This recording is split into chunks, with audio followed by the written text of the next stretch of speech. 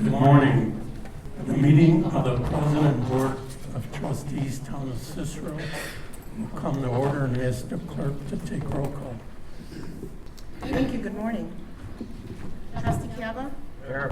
Andari? Here. Garcia? Here. Barad? Here. Reitz? Vargas? Caruso? Here. President Dominic? Here. If you love America, stand up for the Pledge of Allegiance. Pledge allegiance to the flag of the United States of America and to the republic for which it stands, one nation, under God, indivisible, with liberty and justice for all.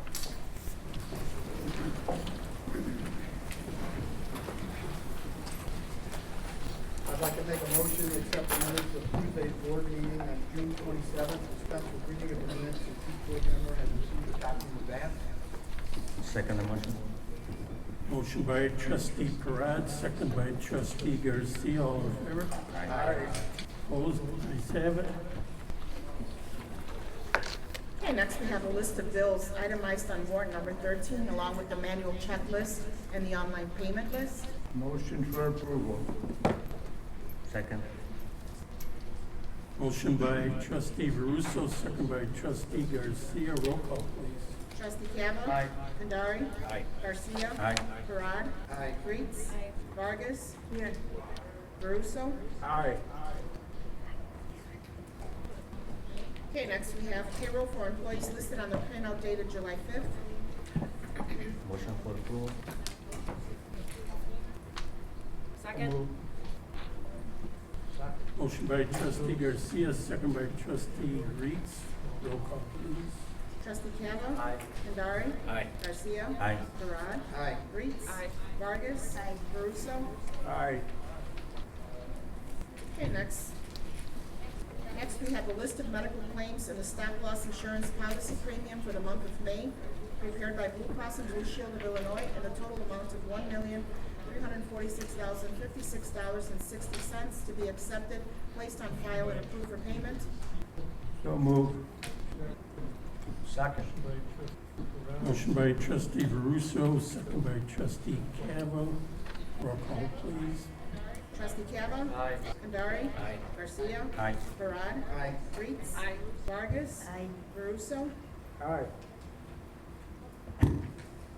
Next, we have the list of HMO medical claims insurance policy premium for the month of June, prepared by Blue Cross and Blue Shield of Illinois, in the total amount of $37,014.86. So move. Second. Motion by trustee Garcia, second by trustee Vargas. Roll call, please. Trustee Cava? Aye. Andari? Aye. Garcia? Aye. Barad? Aye. Reitz? Vargas? Caruso? Aye. Okay, next we have the life and accidental death dismemberment insurance premium for the month of June, prepared by Blue Cross and Blue Shield of Illinois, in the total amount of $5,776.44. Motion for approval. Second. Motion by trustee Parad, second by trustee Russo. Roll call, please. Trustee Cava? Aye. Andari? Aye. Garcia? Aye. Barad? Aye. Reitz? Vargas? Caruso? Aye.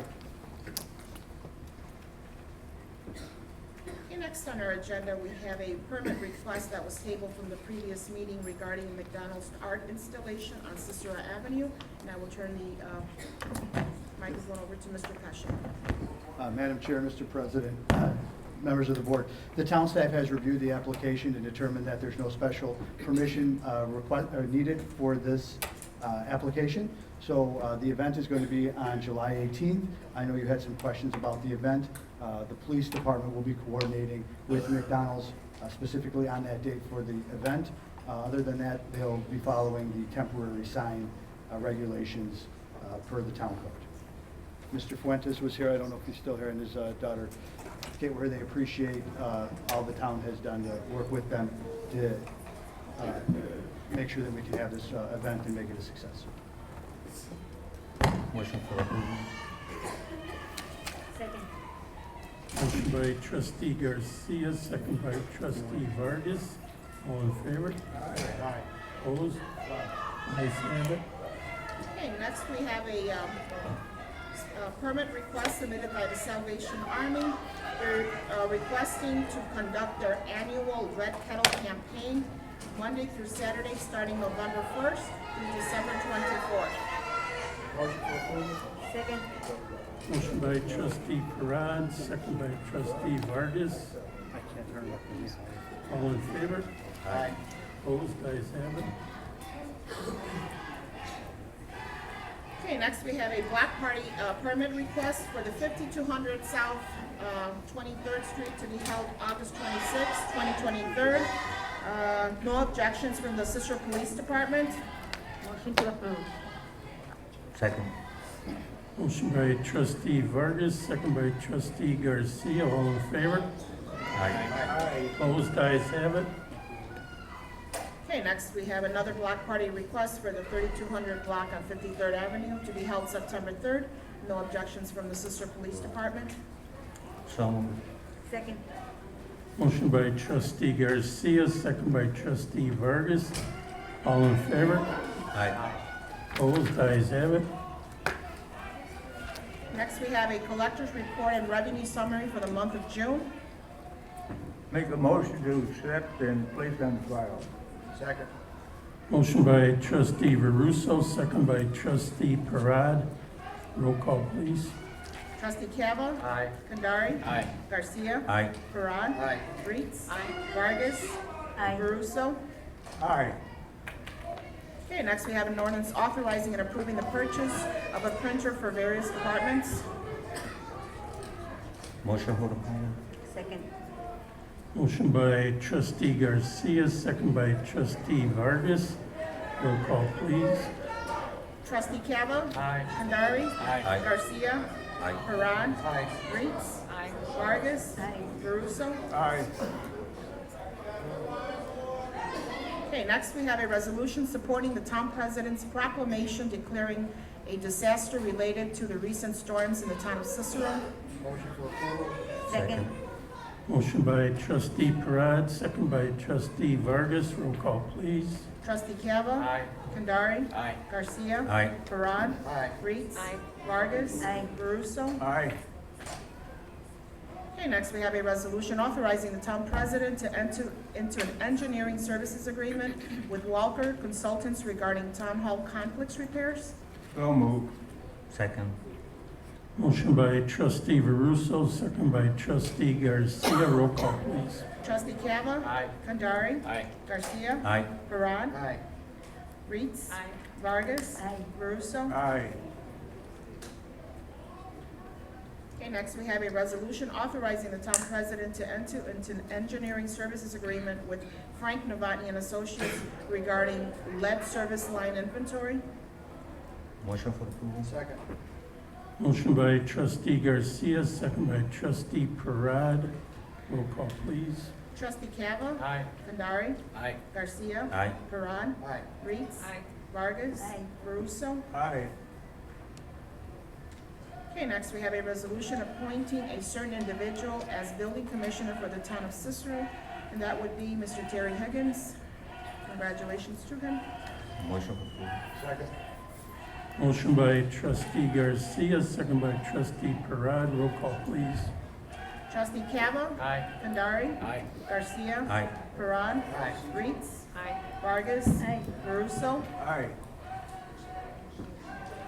Okay, next we have a resolution authorizing the town president to enter into a certain agreement with Veterans Transportation Services to provide services to the town. So moved. Aye. Second. Motion by trustee Veruso, second by trustee Vargas. Roll call, please. Trustee Cava? Aye. Kandari? Aye. Garcia? Aye. Parad? Aye. Ritz? Vargas? Aye. Veruso? Aye. Okay, next we have a resolution authorizing and approving a certain invoice from Perkins Manufacturing for equipment provided to the town. So moved. Second. Motion by trustee Veruso, second by trustee Ritz. Roll call, please. Trustee Cava? Aye. Kandari? Aye. Garcia? Aye. Parad? Aye. Ritz? Vargas? Aye. Veruso? Aye. Okay, Okay, next on the agenda, we have a recommendation granting the town engineer authority to accept the lowest, most responsible bid resulting from the scope of work and bid procurement process regarding emergency repair parking garage. So moved. Second. Motion by trustee Veruso, second by trustee Parad. Roll call, please. Trustee Cava? Aye. Kandari? Aye. Garcia? Aye. Parad? Aye. Reeds? Aye. Vargas? Aye. Veruso? Aye. Okay, time for audience comments. Frank Aguirre, please. Also, please remember to state your name and address for the record, and there is a 3-minute limit. Good morning, Frank Aguilar, Cook County Commissioner, 16th District. First of all, I want to thank Larry Dominic and Town Attorney Michael Delgado for we were on the phone 5 minutes within the storm. And I want to also with Cook County Emergency and the President Tony Popico regarding the situation we experienced last week.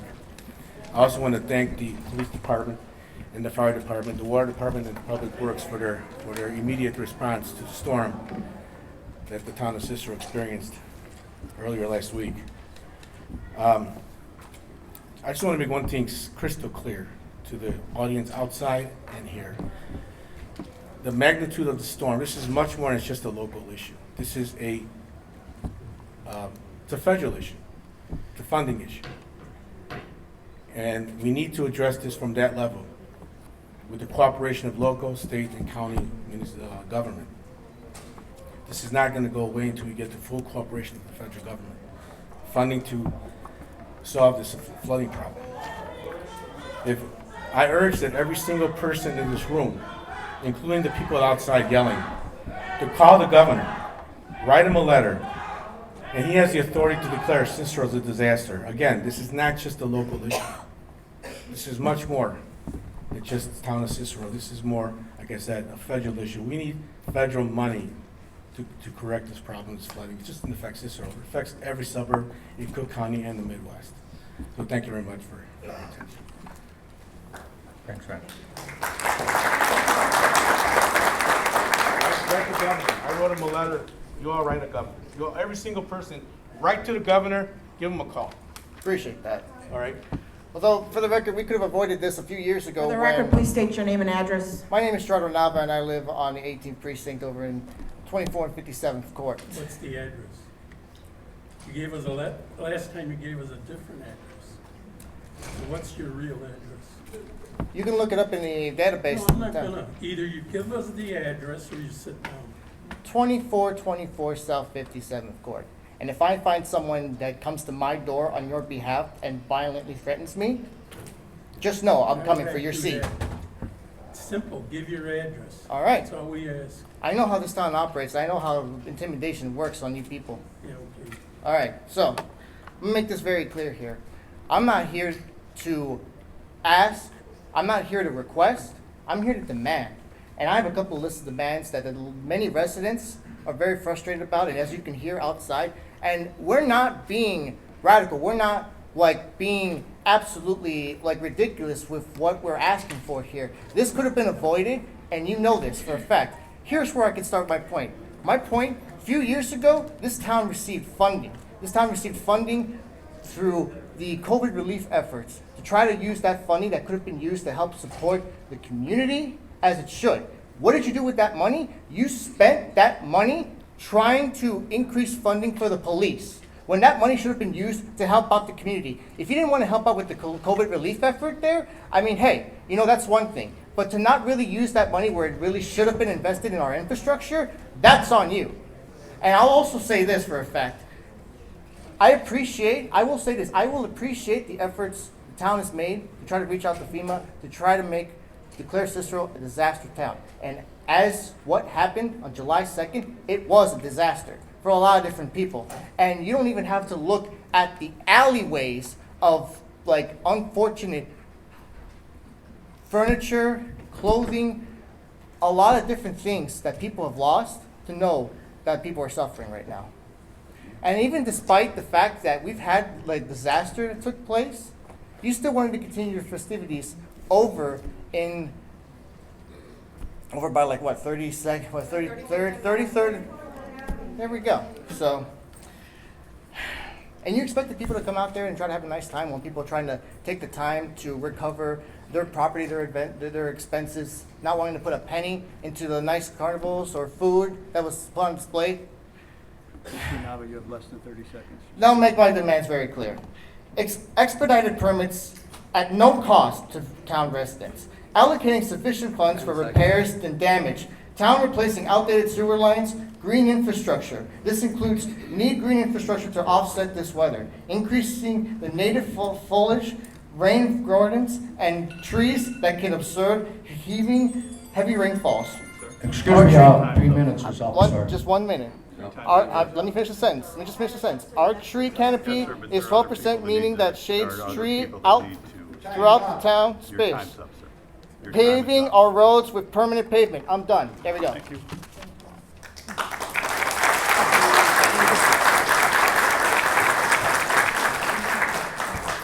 Good morning, Commissioner, trustees, as well as also President Dominic. My name is Chaparral Wells. I'm a Cicero resident for over 20 years. One of my properties is 1612 South 60th Court, where we experienced the most extensive damage. I consider most people on this board a friend, because that's how I have been. You guys have helped me throughout the years. I am disheartened right now as a resident because of the fact that the day of the flood, no one was in the streets from the town of Cicero to help us. No one. When we called repeatedly to the Cicero Town Hall, also to the 911 dispatchers, everyone trying to get everyone to help us with the rising waters. And we received no help. I'm still waiting to see. I sent emails to the majority of everyone. Only Emu actually responded with his testimony and told us what was going on. I expected from my officials to see you on the streets, to survey the damage, going house to house. We have a lot of elderly people that are in Cicero who cannot get the water out of their basement, who cannot lift this heavy furniture. We have disabled people who needed assistance and got nothing. And got nothing. And so what we're seeing here is that this is an inability to help us when we need it. Right now, my garbage is piled up in the alleyways. Still today, a week later, what are we going to do? So what we're asking for the town of Cicero is to retrofit our basements with these shut-off valves so the water can stop coming up in our homes. Because what has happened is that every time it floods, I've survived 2005, 2009, 2010, 2012, and now 2023. How much damage do you think has been done to my home and my property each time it floods to catastrophic levels that I have to throw out everything that's in my basement? How often, at what point are we going to say enough is enough? It is time for you to invest in our community. You have big box people like Amazon and beverage companies coming in here every day. Have them invest in our community. Have them hire our people. Put the money back where it belongs. We're sitting here suffering and no one is going to help us. And you're sitting up here saying that, okay, we can get FEMA. Last time FEMA came here, you know what they offered me? A loan. Why do I want a loan? We need grants. We need money that is free because a lot of us have still not recovered from COVID. A lot of us are still unemployed and underserved right now. Thank you, ma'am. Thank you.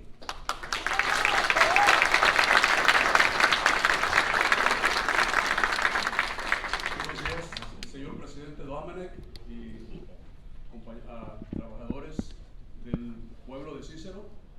¿Sí habla español, señor Dominic? Well, I think 90% or more than 90% of the people here in Cicero speak Spanish. Yes. And yes. Just for the record, sir, please state your name and address. What does that mean? That means that we're supposed to speak, I do speak English. Sir, Right. state your name and address for the Mi name record. is Carlos Robledo. Mi dirección es 1421 South 58 Fort. Y I come here, yes, I don't want to be unrespectful to nobody. I just want to ask, what are you planning on doing? What have you been doing, or what has been done to prevent situations like this from happening? Because like I was saying outside, I have invested a lot of money in my property, like most people in the town of Cicero, in this community. We try to beautify Cicero. We try to keep it, we're trying to get the stereotype that Hispanics don't take care of their properties. You have seen the difference. A lot of people are fixing their houses, fixing their properties. We're trying to make them look good. And what happens? Something like this happens and we lose everything. I lost probably, in the last 3 years, I spent a lot of money trying to make my house look good. Trying to, fix it, have a decent house, and now it's all destroyed. Everything went down the drain. I want to know, do you have a plan, or is this your planning on doing? Can you answer that, Senor President Dominic? Can you answer that? Do you have a plan? Is there something that's going to be done? Tim Geary's the engineer, we've been working on it. Well, I left a message to the governor, and I spoke to the Metropolitan Water Reclamation Department district, and they're saying that it's Cicero's fault. Cicero is saying that it's their fault. I mean, they say that they were running in their full capacity. Well, if they were running full capacity, that means that's easy. They need to increase their capacity. They need to do something. But the question is this: why only Cicero? It's not always. Well, we were the worst. Well, Berwin got something, we just ended up.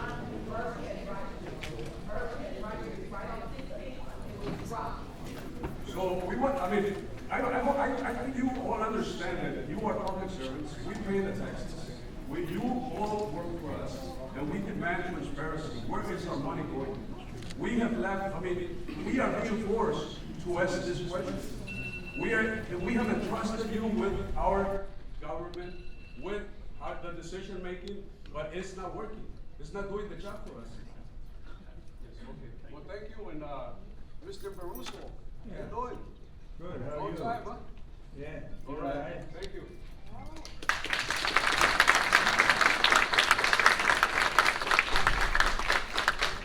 My name is George Blakemore, and I have a title. I'm a Confederate citizen of the United States of America. Speak up. I remember several years ago, I wanted to come out here to Cicero, to Lewis and White, that had a place on Madison. And he said, George, you can't come out to my store. And I asked him why. And the answer was racism. I couldn't even come to Cicero, but I'm here now, and thank you. Everyone has treated me with dignity and respect. For water reclamation, let's get back to the good part. What is the purpose of water reclamation? Storm water management. Storm water management. And what type? Also, your poop and your pee. They clean it up before it goes into the Great Lakes. Water reclamation. The buck stopped with water reclamation. So also, perhaps, racism is playing a part too. Because over in the black, over 18 and Pulaski in the black areas, you know, the infrastructure is better in the white neighborhoods. That's a fact. So you can always play the race card. I'm looking, I'm not black. I'm seeing a mostly white, but the population have turned Hispanic. So that's why it's very, very, very, very important for a man of Mr. Blakemore, a caliber, to show up. All these colored clothes. Did you know I'm somebody? They're somebody. You somebody. And we're all somebody. This problem started with the Democratic machine. the corrupt machine that controls water reclamation. And who's on this board? Some Hispanics, some whites, blacks, and they are corrupt people. Corrupt. The machine is broken. So we are all at fault by putting these elected officials in office.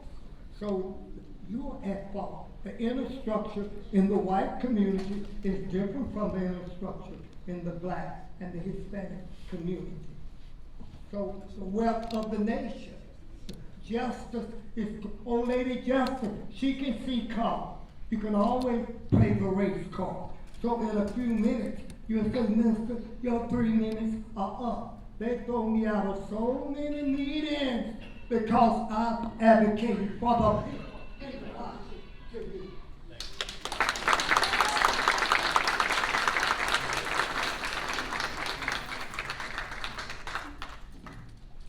Use the race card. Use the race card. 2 weeks ago, I came in here.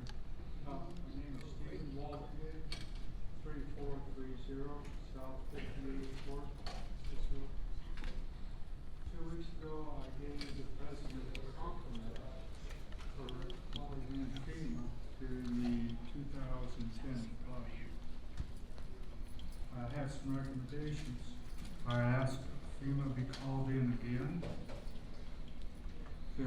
Also the Army Corps of Engineers. The reason I'm asking them to come in is because a month after the 2010 floods, I talked to a man who was an engineer for the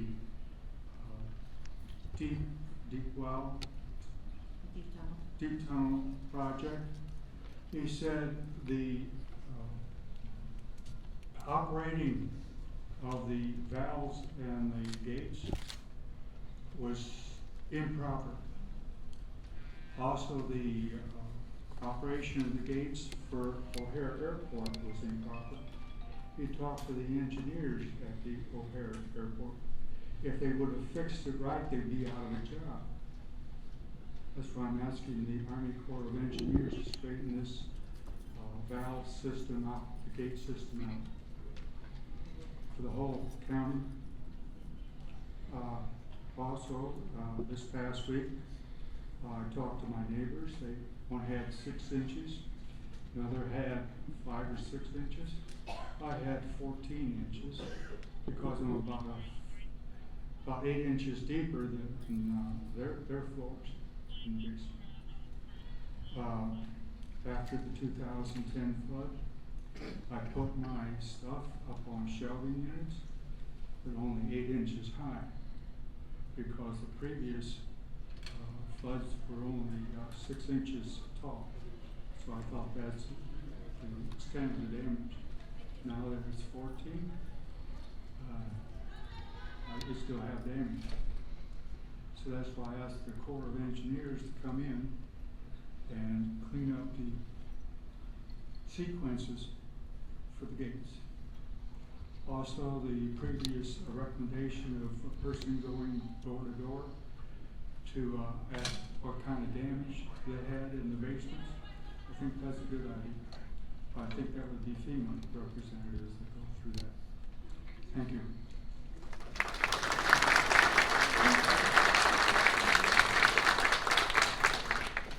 Mr. President and esteemed town board, my name is Frank Crow. I live at 5638 West Pershing Road.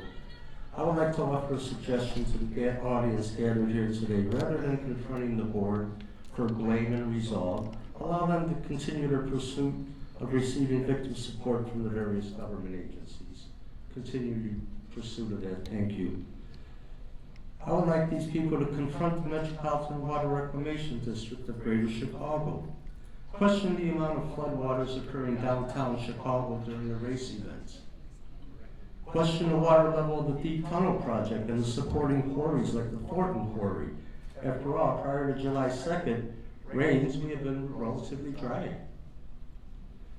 Question the staffing of the Stickney Control Room. Was there anybody on duty at the initial start of the rains. I called twice, received no answer.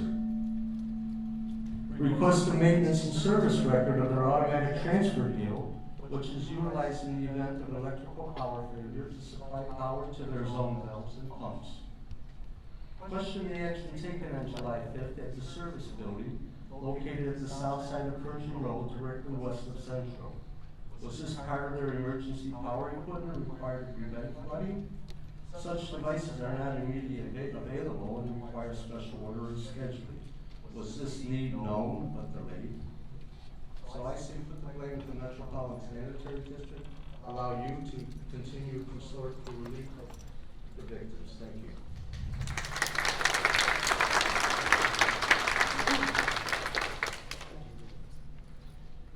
Hi, my name is Alonso. I live in 5424 West 24th Street. I just turned 18, so I'm here to speak out, especially to be here and help out my fellow Hispanic and Latino community. And helps also because I know that they were also affected, not just us.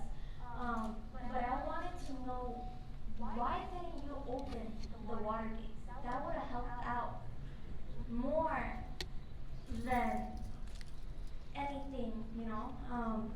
I don't really know what to say, but I want to help out and know why. Because now insurance companies are saying that it's our fault and that we should have taken we should have taken action beforehand. But we didn't know it was gonna happen. Insurance companies don't wanna help out and pay out what we deserve.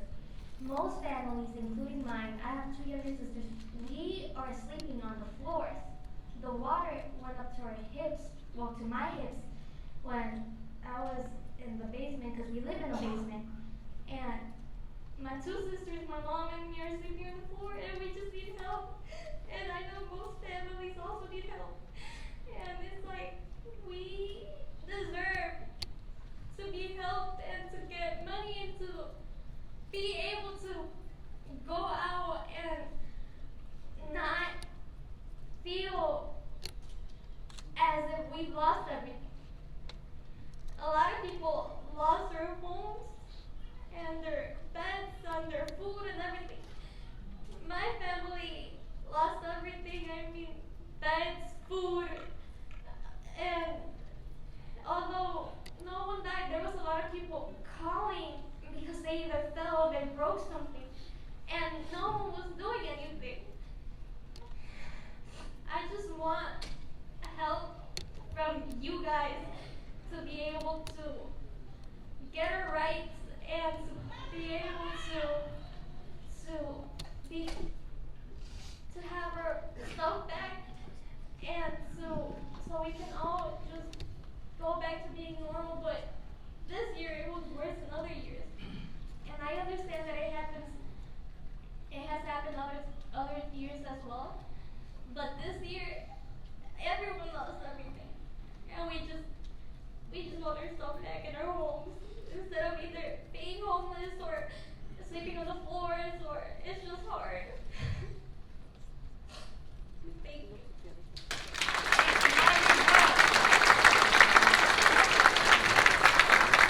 Excuse me, President Don, can I make a suggestion? She posed a really easy question that I think, Lito and Tim Geary could probably address. Maybe we can have them come up and say a few things before anybody else, and that might help us with some of the questions that people are asking. Hello, everybody. My name is Lito Minetti. Tim Geary, our county engineer. Hello? Okay. I'm Lito Minetti. This is Tim Geary, our town engineer. And I want to say first off, right now, we called the sanitary district numerous times on Sunday. I was questioning, are they going to be opening the locks? And I says, is there any information if we're opening the locks? We're getting an extraordinary amount of water. This is crazy. I know we were getting a lot of rain. Their answer was we had over 3.5 inches of rain in like 2 hours. I get that. It's very hard to contain all that water, but Are you thinking of opening the locks?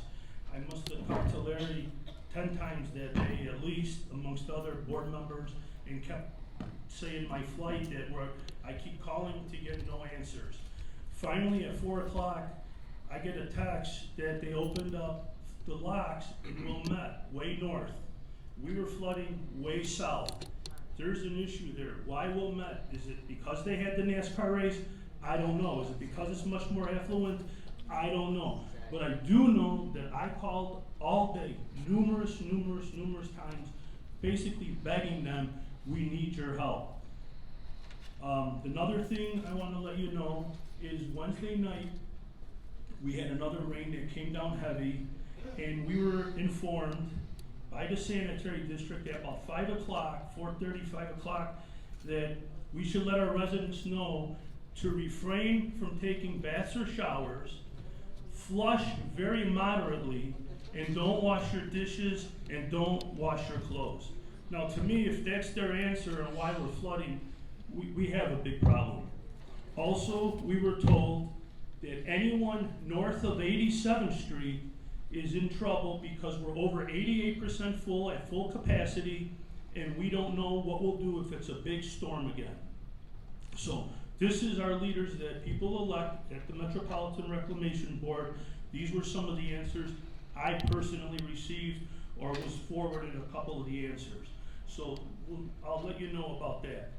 Another thing, what I want you to know is we were in immediate contact with the emergency management, thanks to Frank Aguilar, amongst other people who reached out to them. We were in contact with them all day. I was inside the police department along with the public works, Derek, and we were in there with them, and we were coordinating where we're moving our workers as well as where we're doing that, because it became, safety, because there was a couple areas where we had a lot of water standing. On Monday morning, we worked with our crews as well as Cook County Emergency Management sent a Vector truck to help us, because we had a few areas over the years where we'll see a little water puddling, but this time there was more issues. We did find some areas where we broke open, and one issue we did find is a few of them had a lot of diapers and stuff like that, which we would hope, we're gonna put something in our town news about refraining from flushing diapers down drains and other stuff, and we're just gonna put something in there to give a little synopsis. This isn't a total answer, but this is help. That may help all of us utilize our sewer system better. We're continuously routing out main blocks as we're talking today. We have guys going down doing that. So that's some of the issues.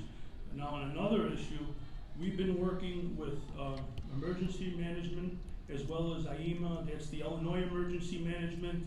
We've been taking applications. As of now, we got almost 5,000 applications. We're packaging everything up. It's a short window we have, but they want people to continue to send stuff, because we're packaging our stuff. We have to get it to Cook County, and we're hoping to have everything ready by tomorrow to give it to Cook County, because it's a 30-day response. And Cook County's looking at it. When we met with Illinois Emergency Management here at the town hall on Friday, we were going over different issues, different things that we can get with them. Our main thing right now is, I think we look good with Cook County. We have a lot of support. We have some support with the state, but we really need the residents maybe to push out, to Governor Pritzker, because the buck stops with him. If he won't give us a declaration, we're in trouble. And we know from the numbers that we've been receiving for estimate costs, we know it's estimate. We know some might be a little higher, some might be a lot lower. Yesterday, when I was helping people at the community center fill out forms, one gentleman says, well, I lost about $8,000, and I'm like, well, what did you lose? Well, I lost my furnace, my air conditioner, a couple hot water heaters. I go, sir, you lost a lot more than, I hate to tell you this, but you lost a lot more.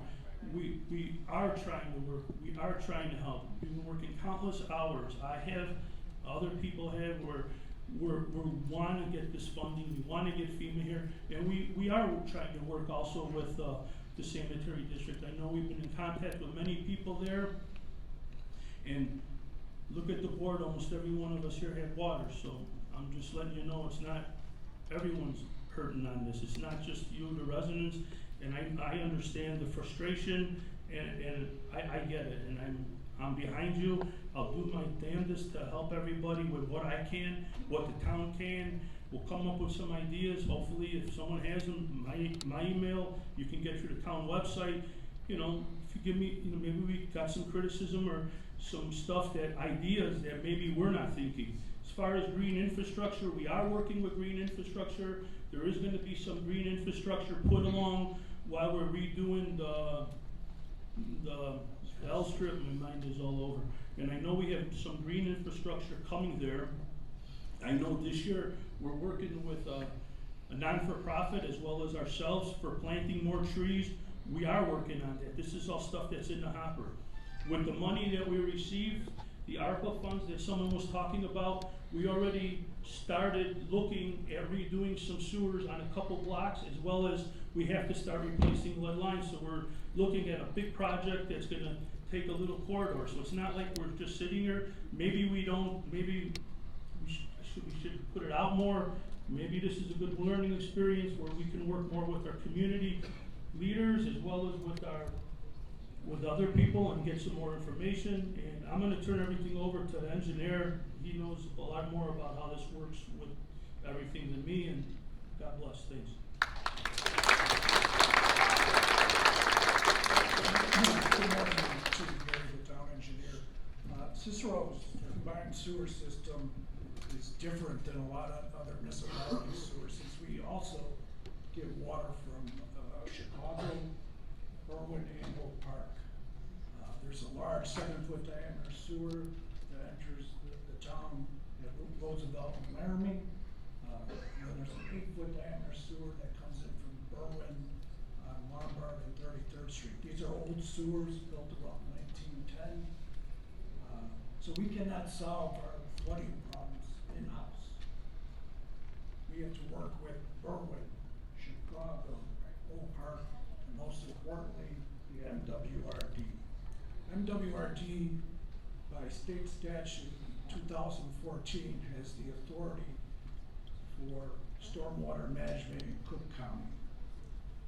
So they should be the lead agency partnering with us, Berwyn, Chicago, and Oak Park. We cannot solve the problem by Cicero alone. Now, I know that Carrie Steele, I wrote to Carrie Steele and we Yes. talked about this. Yes. And to me, somebody lying, either Town of Cicero or No one's lying. MWRD. No one's And the lying. thing is that everyone is saying that it's one or the other, but the problem It's being multi, laid at the board is it's, burden of us. you, So right. what I'm saying is that to cut all the middleman out, we Exactly. need to have a meeting between, a public meeting, a public town hall. That's already in the works, Ms. Chaparral. As well as 100%. That's already in the works. President Dominic's already got that, working with Mrs. Steele. So you guys may think that we're sitting here doing nothing, but believe me, we hear you. I personally got about 3 foot of water in my basement. I didn't get a warm shower until last week, was it Thursday? No AC, so I feel what everyone's going through. Trust me. But I can tell you one thing, that President Dominic, Lito, along with other officials here, including our legal team, from that Sunday when it started raining, they knew it was gonna be bad. I've been living in Cicero for over 40 years. And we've been through, yes, Ms. Chaparral, you're right. We've gone through many, many bad storms. I've lost, you've lost, we're all frustrated. We are mad, we are disappointed. And yes, the many representatives here have reached out to the Water Reclamation District. And yes, we were getting BS stories too. We're hoping that they finally get the hint that we also had enough. President Dominic earlier said that they are planning to hold a public meeting, which you guys are all invited, because yes, I had enough too. You guys, yeah, and we urge everyone to come, so you're not alone, believe me. Your frustration, we feel your frustration. My husband has a disability. My son, 23-year-old, and I had to haul all the heavy stuff, wet blankets. I mean, whatever we lost in the basement, and believe me, for almost all of last week, I was popping those naproxen pills left and right because my back was hurting. So I can only imagine what those seniors are going through, what those disabled people are going through, what many of you women, men are going through, because we've experienced it. So yes, can we take necessary precautions? Because if I were to tell you, if we get the amount of rain that we got Sunday, tomorrow, 2 days from now, guess what? It's gonna happen again. We're not gonna sit up here and lie to you. I will never lie to you. We will never lie to you. But we're all in the same situation. Somebody's gonna be held accountable. Our Commissioner Aguilar did say something, and then I strongly support. Funding is an issue. President Dominic, along with our town engineer, before the floods, I was answering a lot of questions on Facebook. There was this one gentleman who said he had a flooding concern. He was about the only one. Everyone else was no vehicle tags, parking issues, et cetera, et cetera. Brought it to your attention, brought it to the attention of Mr. Minetti. Just within a 4-block radius, to fix it right, they're looking at 2 to 3 million, mind you, 4 or 5 blocks. So yes, funding is very crucial. And you know, I wanna take the opportunity to thank Representative Hernandez, Representative Rashid, Senator Porfirio, Congressman Chuy Garcia, Senator Cervantes, and also the Water Reclamation District is passing a resolution in support this Thursday, I was told, Thursday. So we are all working together. We're not just sitting there and watching the news. We've been hands-on as well. So please, you know, be patient. I think together we can make a difference by now urging the governor to pass and make Cicero, declare Cicero and all those other affected areas a disaster area, because it was a natural disaster. So we feel your pain, and I want to thank each and every one of you. Those that are still in line waiting to express their concerns, thank you. Thank you for coming out.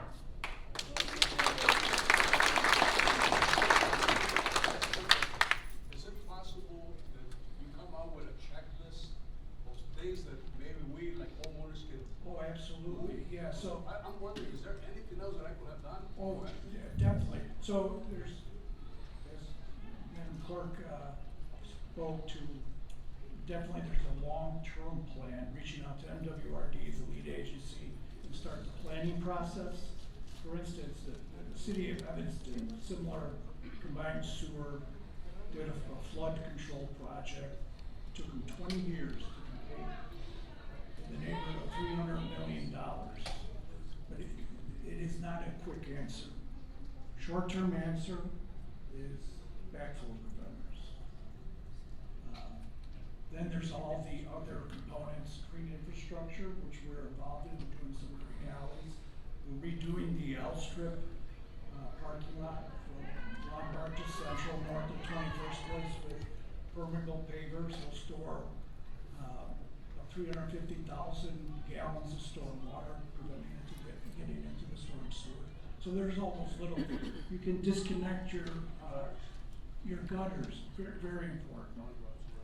Hey, Tim, by the way, I talked to the MWRD yesterday, and I suggested they do that rain barrel thing again. Rain barrels, yes, another green, yes. I know that they're discounted ones are also. Yeah, there's all. We got a grant the last time, and passed out a lot of rain barrels, but people forget to take them in the winter, and they freeze and crack. Yeah. So that's the problem. So that's a good question. So that's a short term.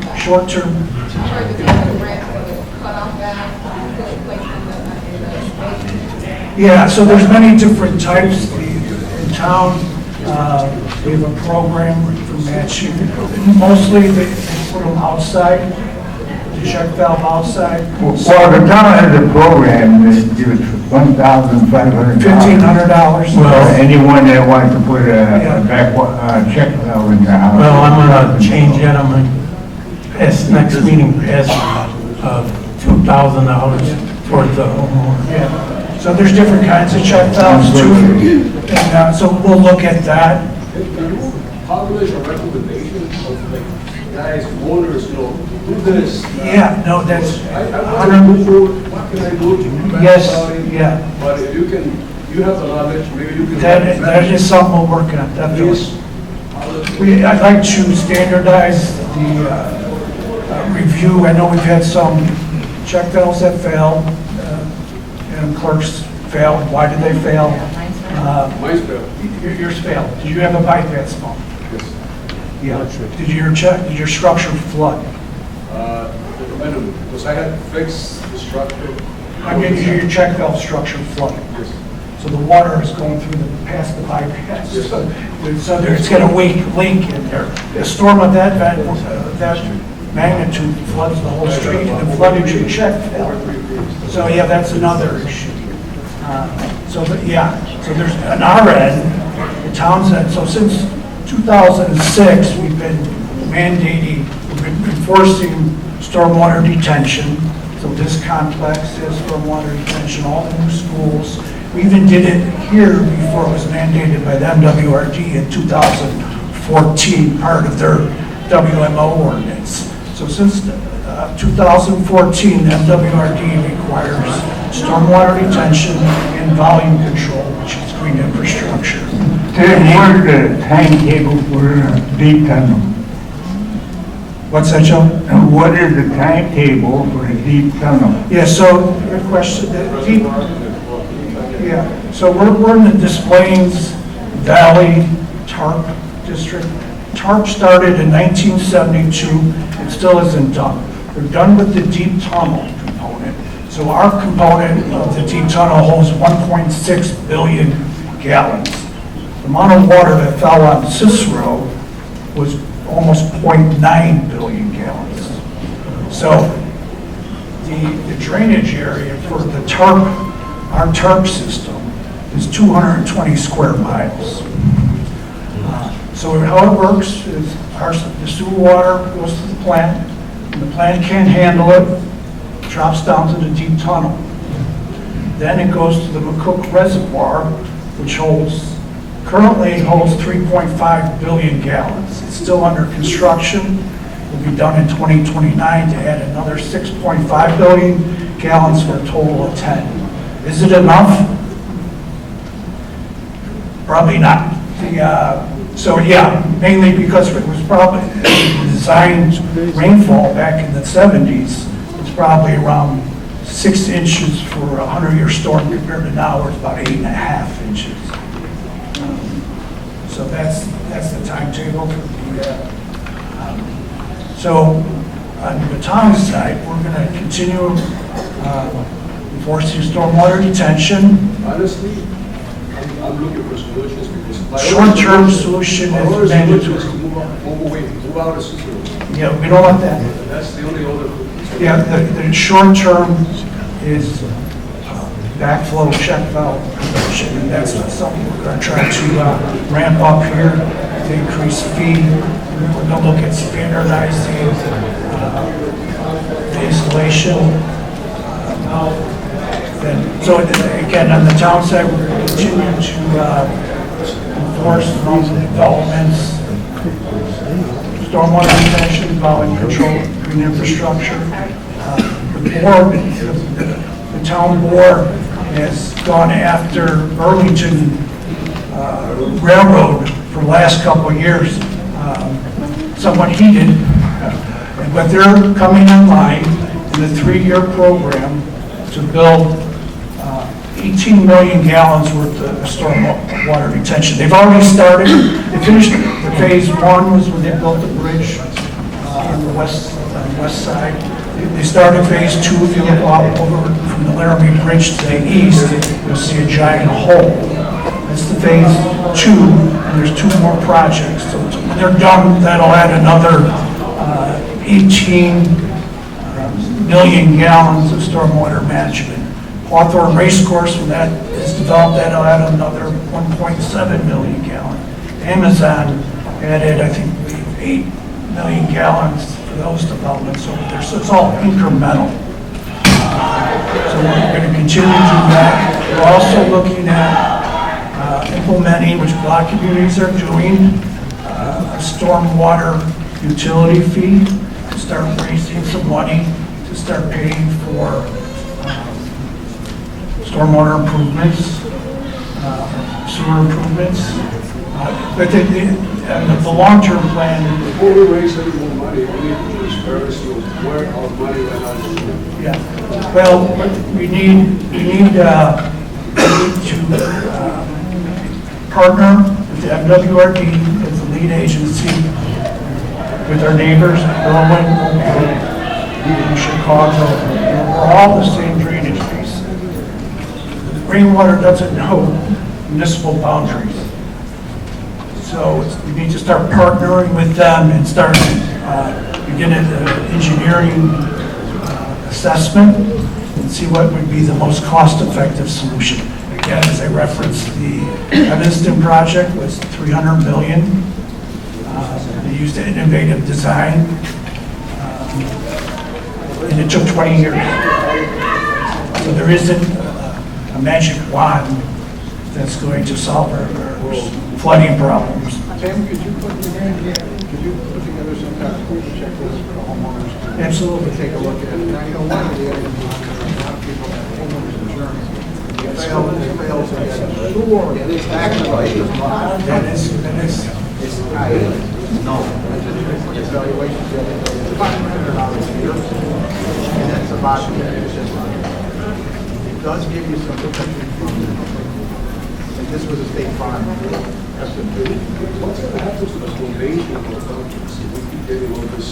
Yeah, water's never good. Yeah.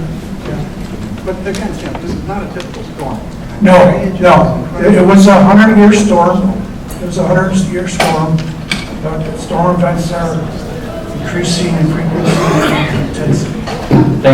Thanks, Tim. Can we get to some of the other residents now and just let them finish? What about the safety and sanitation of our water? What about the health? Because we were getting water from. What about the health? What are we doing to address that? I think the MWRD has a new website. Has a checklist how to remedy that. It's pretty straightforward, bleach, and it's nothing out of the ordinary. Though, since the deep tunnel was built, the deep tunnel was a pollution control component of the tarp. The water you're getting in your basement is not as bad as it was 30, 40 years ago. The 50 plant is the only one that's not disinfected, which is the water that we're basically getting back up and all. So because that water is not disinfected, it puts us at a greater health risk than other municipalities, correct?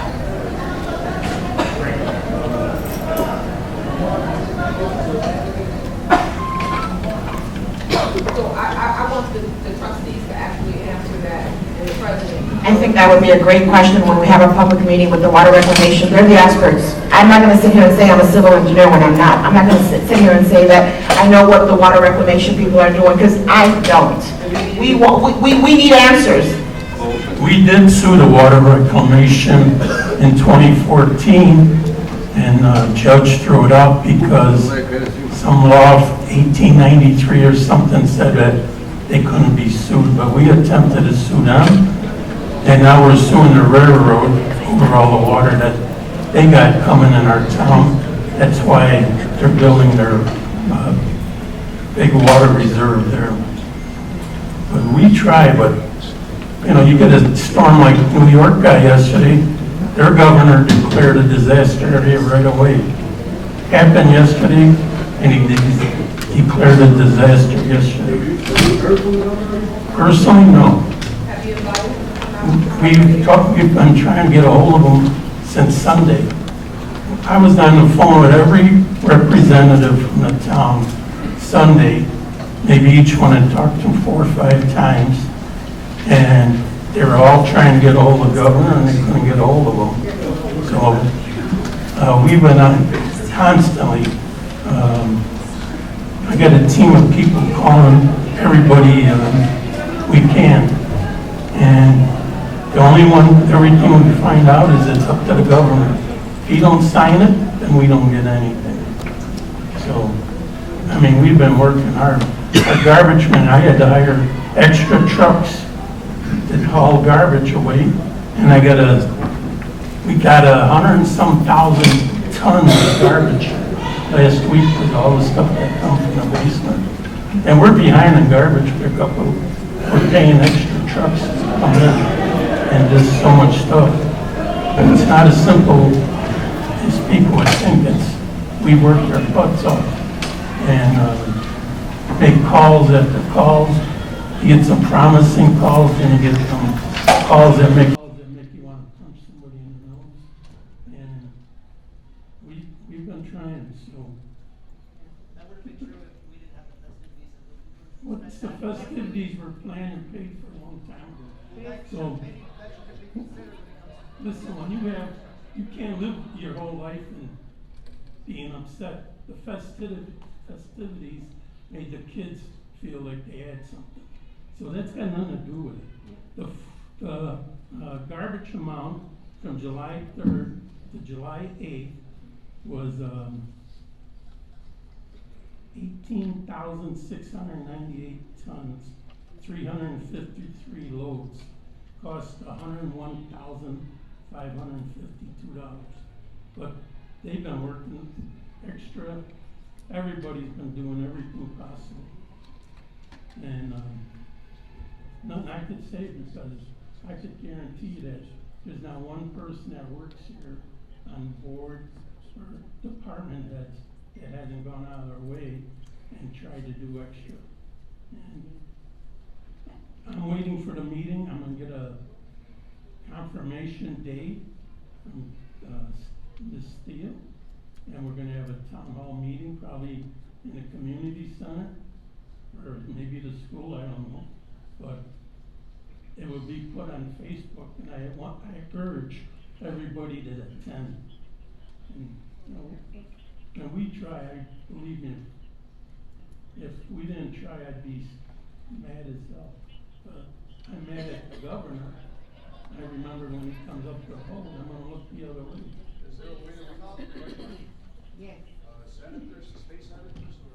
We contacted the senators, the representatives, congressmen, everybody. I've been on the phone with everybody, talked in person to some of them. And sometimes you get real, like, okay, this is the day we're gonna get the declaration. Maybe we should. President Dominic. I'll go with you too, Chicago. Yes. President Dominic, I trustee Blanca Vargas, and I wanted to let you know that I also sent a letter to the governor since July the 3rd. I sent another letter a couple of days ago, and he did not respond. So it is about time that our community gets together. Give them a call. I'll give you their phone number at the governor's office, and you call them. You tell them, give us an answer now. I left them a message when the water was coming in my basement. I couldn't get through, but they sent me a voice message. I urge you to accept what Larry Dominic was asking, clear this area, Yeah, I think it was about noon. I called the town attorney, Mike Delgado, on Sunday and said, can you help me get a hold of all the elected officials and give them calls and tell them that this place is going underwater? And that was at noon. And we got another 4 hours of rain. And we started, Mike and I must have made 100 phone calls between us. And one representative, Rashid, was had the most ears for us. And he said he's gonna do everything in his power for us. So,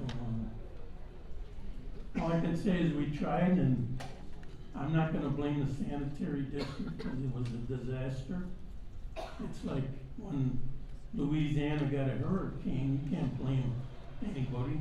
The water came, nothing you could do about it. New York yesterday, one day, and they declared a disaster area. Our governor's waited 9 days, and he's done nothing. Maybe he's at the buffet eating or something, I don't know, but.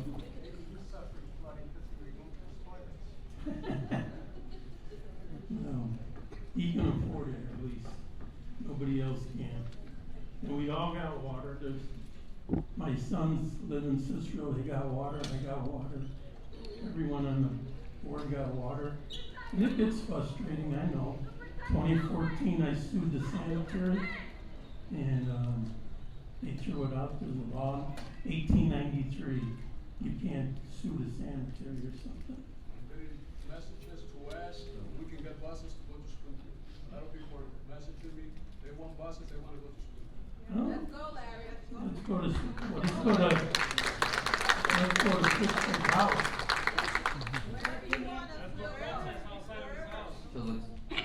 Good morning, everybody. I'm sorry because my English is not 100%. I'm speaking Spanish, please. Señora María, necesito ayuda. Todos estamos aquí. Yo estoy en representación de todas esas personas que no hablamos Here, she's here representing inglés, that all those people that do not speak English, que necesitamos ayuda, that need help, que no tenemos casa, we don't have a no podemos home, entrar porque los dueños están esperando que las aseguranzas vayan a evaluar. because most landlords are waiting for the insurance companies to go assess the damage. Porque hay personas como yo que tenemos hijos con asma que no nos podemos meter There's ahí. people like her with children with asthma that cannot go back to our Necesitamos que ustedes como autoridades We need nos you as elected officials ayuden un poco con las to help personas us que están rentando casas porque están abusando. with the landlords because most of them are abusing, Está súper caro. very expensive. ¿Saben en la situación en la que estamos todos los de Cicero? They know the situation that everyone in Cicero is in, Y están abusando de esto. and they are taking advantage of it. Nosotros podemos ser 50, We can be 100 50, allá 100 afuera, outside. pero sin su voz de cada Without uno de ustedes each and every one no of podemos you hacer and your nada. voice, we cannot do anything. Ustedes son los representantes You de are nosotros, responsible to de nuestro represent us, vecindario. to represent Necesitamos our su community. ayuda. We need your help. Porque hemos vivido muchas personas aquí por 20, por 30, por 50 Many of años us have lived here for over 20, 30, 50 years. y solos no podemos. And us together, us alone cannot do it. Hay personas como la señora, como yo, que no tenemos There's casa. people like the lady and myself that do not have a home. Están aquí.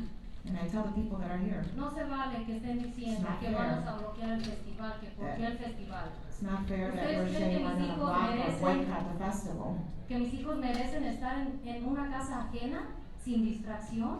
Yo prefiero Do you llevarlos think y it's que fair se for les the olvide kids, 5 my kids, minutos. to be in a house without any type of distraction? I would prefer to take the kids to a festival so that they could just distract themselves for, Los dueños de casa to están the en su property casa, owners, en la parte de arriba. the property landlords, they're living on top. Los que first viven floor. ahí. The Y ones los that que live there. tienen otra casa están en su casa. And the ones that don't live in Cicero and have another house, Sí, they're in their house. se les metió el agua. Yes, Pero no they es la did altura. suffer flood damage, but not waste No a la time. altura de perderlo todo. Not to the point De where no they quedar lost nada, everything. nada como yo. Nada me quedó. I lost everything. ¿A I dónde have voy a ir? nothing. Where am I gonna go? ¿A quién le voy a pedir ayuda? A Who am I gonna ustedes. ask for help? A ustedes. She's asking us. Y no lo podemos hacer. Somos hijos, tenemos que unirnos. El presidente dijo que recuerden que estas formas que están llenando para los daños, tanto como los dueños como los inquilinos pueden llenar por los daños. O se les sugiere que llenen las formas. O en tu caso, favor Ya de está llenar. llena. Los dueños de casa simplemente dicen, aquí no hay nada que hacer. Ellos están esperando una aseguranza que les va a pagar sus daños. Pero nosotros como renteros no. ¿Cuál es tu nombre y tu dirección? Evelia Sánchez, 1848 de la 56 Court. And that's true what she's saying. It's I very true. know a lot of people that they say they haven't even cleaned their basements because the insurance are telling them don't move anything till we go and see. At least take pictures. Necesitan dejar. Insurances are telling them not to move anything. Para los dueños es fácil decir, déjame el apartamento. For the landlords, it's very easy for them to say, you gotta leave Y the ven, apartment porque necesito tumbar paredes. because I need Y to eso remove the va para walls, largo plazo. and this is gonna be a long ¿Y dónde voy a term. meter a mis hijos? Where am I Realmente gonna, están por las where am I nubes. gonna take my kids? The rents are very expensive. Gracias por su atención.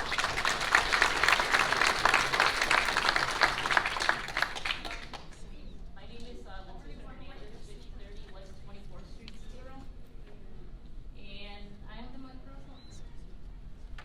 the reason for me is I have a couple questions. Yes, my flat was affected, I mean, the whole system was affected.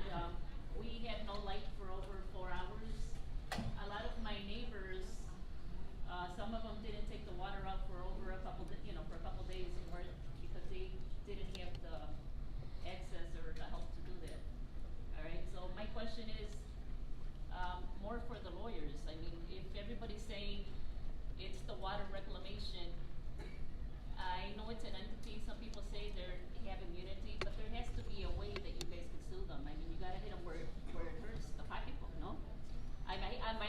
over, then maybe the people in office that are working there shouldn't be working there anymore. Like for instance, everybody that voted for Pritzker, you know, why? Look what he's done for us. There's tenant laws. Don't vote for him again. There's ways that our children are being exposed to this Yeah, he was sanitary and health conditions. There has to be a way. There's tenant laws.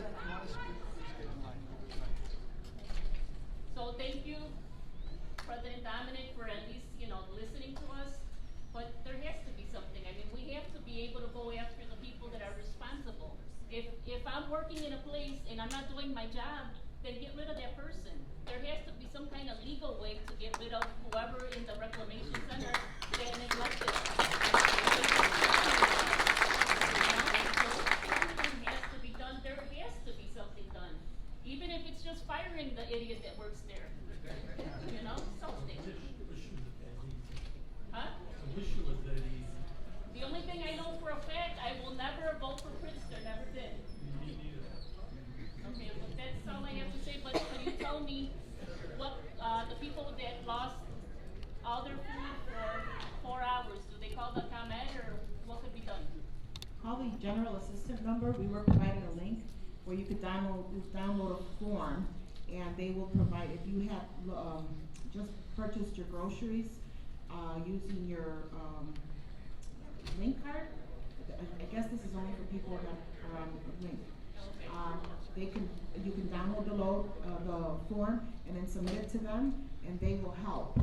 There is a stipulation there that is that people have to be truthful, otherwise they could be heavily fined. So you can contact our general assistance number over at the PSO, and they'll be able to get you that link, that form that you need. How about the people that still, well, this is back to the same thing, right? I mean, how about the people that still have a lot of stuff that they have to throw out? Should they, I still have people that are not able to throw out everything into the alley because they're gonna block the alley. I know the garbage people have come, every day they pick up loads of garbage, so I know they're doing their best, I'm not losing Put it anybody. out Yeah, there, just- we'll be there. You will, they will. All of Public Works, these special pickup. Yeah, but, I mean, could the lawyers look at something? I mean, there has to be something with the broader He's reclamation. been looking at it completely. Could you send Fritzer my regards? And then just one real quick thing. So today, President Dominic declared Cicero a disaster area. It goes through 4 phases. So it goes local, which we have. Yes, thank you. County, which they've already been working with the county since Sunday, you've heard. Then it goes, then they turn everything over to the state. And then Pritzker is the one that eventually will say, will have the power to declare Cicero. If he does, then it goes to the federal government. And that's when FEMA comes in and will work directly with you. Let me just finish. We'll work directly with the residents if they do declare Cicero a disaster area. There's a lot of misconception, miscommunication out there. But people think that because they filled out this damage assessment form with the town of Cicero, they're saying, hey, I called FEMA, I logged into FEMA, and they haven't approved it yet. This is not for FEMA. This is just one of the requirements that the Cook County required the town of Cicero to have all these damage assessment forms to be turned over to them. And they're looking at somewhere between 23, 25 million before they can even kind of consider turning it over to the governor. So that's why it's very important that everyone, including business owners, report all their damages. And the landlord should report it, plus the tenant. So that, what's in your house is yours, not the landlord's. So. I don't think that information is actually being and that's why I was saying in my talk that we need to have people go door to door, help them fill out. You know, unfortunately, you know, there are a lot of people who don't know how to read and write, and especially in English, and we need to make sure forms are in We're helping someone out. but they don't know that this is happening. The only way that we found out is that by our church, they told us about the forms. We're not getting the robocalls like we should. Make sure before you guys leave, check with Jeff Davis. They're in charge of the robocalls, but there have been robocalls that have been sent out. It is on our social media, on Facebook and on the town website. I do encourage residents to, you know, check the town website to get updates. But just wanted to explain to you the 4. It's local, Cook County, state, and then federal. Right now we're at Cook County level. It'll soon be turned over to governor. He will be the one with the power. He will be the one with the last say so.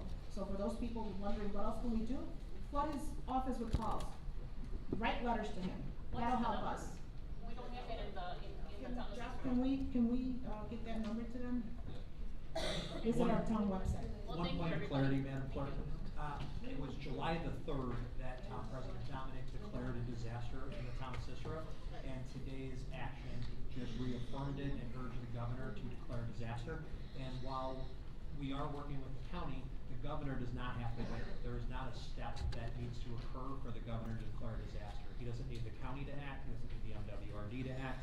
The governor could have acted on July the 3rd. So we are simply trying to put pressure on the governor by having other government agencies demand his intervention and his assistance.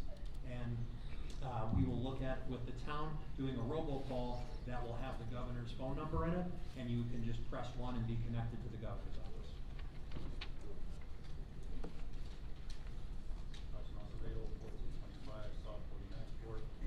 My comment today is in regards to this, everyone else is saying, to the lack of information the town provides its residents. I empathize with everyone that lost everything during the flood. My family experienced it a couple of times in the past. We all went through the flood, this town experience a week ago. But it's not the first time. But comparing our town to Berwyn and Oak Park, Cicero has no information on its website on what to do during this time of crisis. And it is during these times that people notice what is actually wrong. Because of this lack of information, it just becomes hearsay. On Berwyn's website, they have a section dedicated to flood information, where they have flood surveys, residential downspout disconnection assistance programs, reporting residential sewer issues, and even more info like the stormwater management plan, which made me ask the question, does Cicero even have one? I went on your website and it's not there. In Oak Park website, they have a section dedicated to basement flooding, understanding how your sewer system works, why sewer backup occurs, how to reduce your chances of sewer backup. They even give you steps as a homeowner on what to do, and why you would need a permit. They also provide their residents the combined sewer master plan report, which again made me ask, does Cicero even have this type of report? Yes, I understand not everyone is going to read these reports like I would, or take the steps, but by providing this information, it would be in a centralized location. You can point people to that area and just point people there to let them know. This way you can prove that you are doing due diligence as a governing body. That way, when the town points the finger to the MWRD, we can believe you, trust but verify. Also, on another note, can the town provide the list of approved plumbing contractors on your website?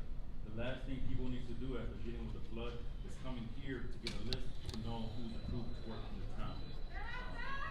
That's basically it. If you don't plan, then you plan to fail. Thank you.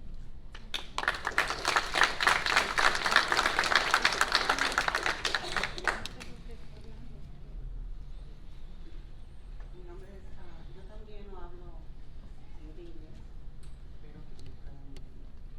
Mi nombre es Amanda Reveles y vivo en el 5530 West de la 23. Her name is Amanda Reveles, y la dirección? 5530 West de la 23. 5530 West, 23rd Street. Esquina con el área. Y la razón de que estoy aquí es que la de todos. The reason why she's here is like everyone, she also suffered flood damage. Pero no es la primera vez que se mete. It's A not mí the cada first año time. se me está metiendo el It agua. seems like it's almost every year that she experiences flood in her house. Y aparte de lidiar con el agua cada año, And besides dealing with water every year, estoy tratando de sacar un permiso I've been trying to para pull a que permit echar un cemento al lado del alley. to Y por ahí se mete muchísimo. pour cement in the alley because water also comes in through the alley. Pero no, el town no me deja porque The town supuestamente does not let her no me pertenece. because they're telling her that she does not own that property, that piece of property. Y el town no hace nada tampoco. And the town's not doing anything. Y la casa se me está deteriorando porque cada vez que llueve se mete muchísima agua por la noche. Is this por la valley? Did you get that address, Tim? Maybe if you can add it to the list and check it out. She's been trying to pull a permit, but they're denying her permit because they're saying that part where she's trying to pour the permit and it belongs to the town. So water keeps on going. Agua se le mete al garage. No, al de.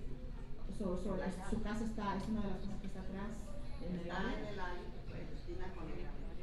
So it's one of those rear houses.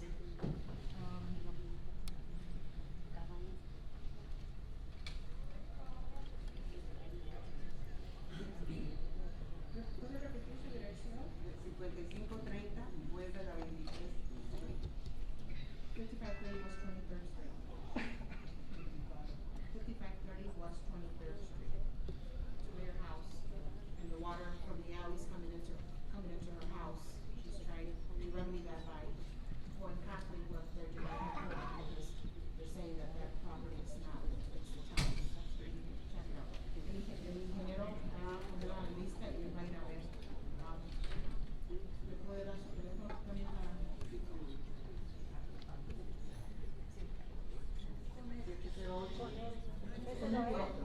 She's gonna give you her phone number. Gracias.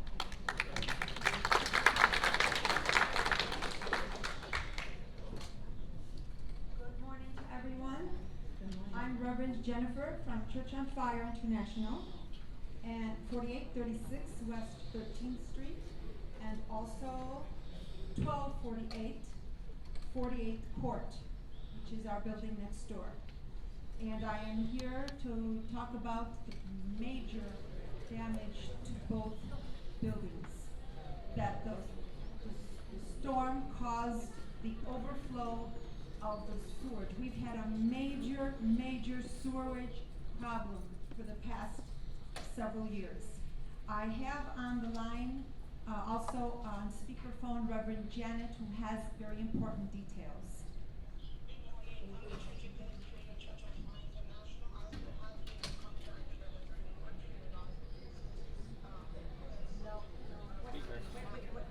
We can't hear you. We can't hear you. Louder, please. This is Reverend Janet. I'm here also with the contracting company that has been working with our citizens all damage of the storm there. It's an extensive damage of both buildings. This is just the sixth story of the time that we have 11 potential damage. My name is Cicero from Storm Restoration Pros. On the call we received, we came and we found that there was close to 6 inches on the lower level of water with the sewer system. At the time we arrived, they already had major what we call bacteria, and it was already kind of grow mold in the walls. We immediately started pumping out water with a pump system, but as we were pumping out water was coming back in. We finally put on a third pump in another part of the church, and we started pumping the water out faster, and therefore it did not come back in. At this point, we only have one room that's the water room, and we're pumping out water and it's coming out slowly, but the floors, they have hardwood floors, they have carpeting on the entrance, and then coming down the stairs, we have to move the carpeting from there. Back there, the carpeting comes down from there, and then on the lower level, the hardwood flooring is damaged. We cannot do it at this time, pending insurance inspection. Also, the walls have red bacteria mold in them.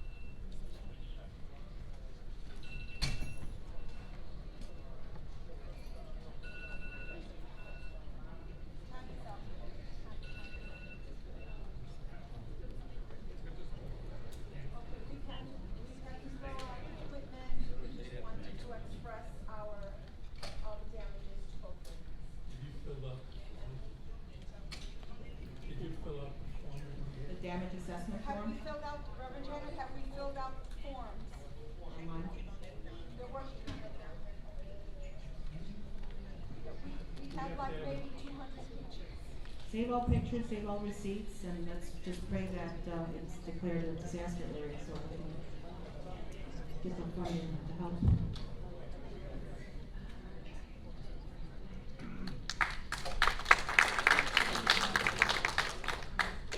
Hola, muy buenos días a todos. Mi nombre es Marcelo. Vengo del país de Chile. Marcelo, ¿cuál es tu dirección? 1811 ST 1811 S55TH Core. His name is Marcelo, he's from Chile, and he was at 1855 Court. El día domingo como a las 9 de la mañana Sunday around 9 o'clock, a inundar el basement. his basement started flooding. Cada vez más alto. Kept on getting higher and higher. Llegó más arriba de la rodilla. La dueña no hizo nada para ayudarme. The water level was by his knees, and the landlord did not do anything to help him. Con desesperación llegué a la casa a sacar el agua lo que más podía. Tried Algunas de mis to take the water pertenencias. out as much as he can. Perdí todo prácticamente. Lost everything. Aquí no tengo a nadie, no tengo familia. I don't have any family members no here. tengo a mi papá, I a have nadie. no family Me members. sentí muy vulnerable porque Felt la very dueña vulnerable simplemente because me the dijo que landlord, si yo no limpiaba nada de lo que había ahí dentro de la because casa, she told him no me iba a regresar mi dinero de that depósito. if he did not clean up everything in the basement, Aparte, he was going to lose his deposit. me dijo que me iba a dar dinero para un hotel para quedarme. porque She, no tengo she donde did vivir, offer no tengo familia, money no tengo so nada he aquí. can stay in a Y hotel. el dinero mismo que me estaba dando era el dinero que todavía me quedaba por vivir en el departamento. And the money that she was giving him was money La dueña that siempre que ha he pasado was, catástrofe, she was taking out from his rent money. se ha quedado con todo el dinero de los seguros. Se quemó un garage para el 4 de julio. Una familia de arriba perdió su auto y la There was a señora fire cobró in the un dinero house. por $50,000 de la The aseguranza. owner No le received a devolvió nada a $50,000 nadie. cash from the insurance and did not give the tenants anything A mí me for piden their loss. $1,200 por un basement. She's asking him for $1,200 for the rental amount of the basement. He was always up to date with his rents. Y no me ofreció ninguna ayuda. But she never offered me any help. Nada, simplemente fue más amenaza que ayuda lo que me hizo sentir muy mal. Estuve una semana prácticamente con mucha depresión, todavía tengo depresión. Me da Very mucha depresión depressed. ver como muchas de aquí de la familia tienen afuera de sus casas sus muebles, sus camas, It's very su vida depressed, entera, very su depressing esfuerzo, to see all the sus garbage botas de that's piled up in the trabajo que alleys, muchas veces a all nosotros no nos the people acomoda, pero por la situación purchased tenemos que estar without- trabajando en without algo que pur- nos acomoda. Y más encima, que tenemos que venir aquí a una junta, todos juntos, algunos con sus perspectivas, con otras ideas, claramente porque no todos podemos estar de acuerdo, pero sí hay mucha gente que viene a lo mejor con rabia, con pena, con frustración, como yo también, So pero he's here necesitamos, like everyone else expressing their concerns, their discontent. necesitamos saber cuál va a ser la solución concreta, cuál va a Concrete ser, solution. cuál va a ser la solución completa a lo que fue esta catástrofe, porque se nos salió fuera de nuestras manos. To this Queremos situation, he queremos wants a solution. respuestas What's going to be? concretas They want a esta answers catástrofe, porque to prácticamente this todos perdimos todo. catastrophe because many of us lost everything. Si me permite, quisiera tener alguna respuesta de ustedes. ¿Cuál va a ser la solución a nosotros? No necesitamos parte. He wants an answer from one of the board members. Respuestas concretas. He wants a concrete answer. I'll give the opportunity to anyone else who wants to answer. So, una de las sugerencias, I'm going to say it in English and then I'll say it in Spanish. One of the suggestions I would say is be very careful when you rent a basement apartment. More and more on social media, you know, in person, I've been told same situations that this gentleman's going through. I know that right now it's hard times ever since the pandemic. You know, the landlords are renting their basements to try to help, you know, make ends meet with the mortgage, and then residents are paying a lower cost to rent the basement, but they don't realize that a lot of this stuff can happen. So una de las sugerencias es, estoy dejándole saber a todas las personas que están rentando basements, que se aseguren que sean departamentos legales. Yo sé que estamos en una situación donde desde la pandemia que muchos dueños han estado también batallando o tratan de rentar para ayudarse con el mortgage, y muchos inquilinos tratan de rentar un basement también para no pagar lo que normalmente pagarían para un departamento regular. Le pedimos a los dueños de casa, que no abusen durante estas situaciones especialmente y que los inquilinos tengan más cuidado en hacerles una pregunta a los dueños. Esta casa, este departamento es legal, se ha inundido anteriormente. Muchos de los basements tienen que tener dos entradas, una entrada por delante y otra por detrás. Cuando ustedes ven que el basement antes tiene una entrada, una flechita es ilegal del departamento. So I'm just telling them, that for the tenants that are renting, to please be extra careful. Ask the landlord, hey, is this a legal apartment? Always make sure that there's an entrance front and back. Ask that landlord, has this flooded before? Because a lot of this thing, could be avoided. Most of the apartments, I would say probably more than 60% are probably illegal basement apartments. And unfortunately, these are some of the consequences that landlords just want to, wash their hands from this problem and not provide any type of help. Maria, just a couple comments and suggestions, if I could. In regards to food distribution in the town, there's two food pantries. There's one on Cuestión de la comida, hay dos 21st and lugares 50th. para conseguir comida. And En then la there's also the 21, Salvation Army on which one was the first one? 21st and 50th. La 21 y la 50 avenida, aquí en la iglesia, ¿verdad? The church. Y la Salvation Army también. 23rd and Laramie, 24th. Yeah. And then there's also free lunch at the park on 34th and Laramie. That's Monday through Friday. Hay lunches gratis en la 34 y Laramie. Yo puedo entender eso y se le agradece la ayuda de He says he can understand, and thank you for your offer Hay for personas food. como yo que ni siquiera nos cabe una gota de comida adentro porque estamos preocupados. ¿Dónde vamos a ir? ¿Dónde vamos a parar? ¿Qué va a pasar con nuestro mueble? ¿Qué va a He pasar says con right nuestra now their financiera, con situation is nuestros like sueldos? what's going to happen with their furniture, what's going to happen, there's no, especially the ones that are in the basement. Food is more important than furniture right now, that's why I'm expressing that. I know some of the residents were talking about losing the refrigerator. Dice que la comida también es importante, por eso está sugiriendo. But Sí, claro, la comida es importante, pero como yo les digo, hay muchas personas como yo que tenemos, He says, yes, food is important. con depresión porque yo no sé qué hacer, no But tengo dónde like him, there's many other people with depression me van a dar because comida y there's voy a no, comer en la calle. he doesn't have a place to live. If he goes to get food, what is he going to expect him to eat in the streets?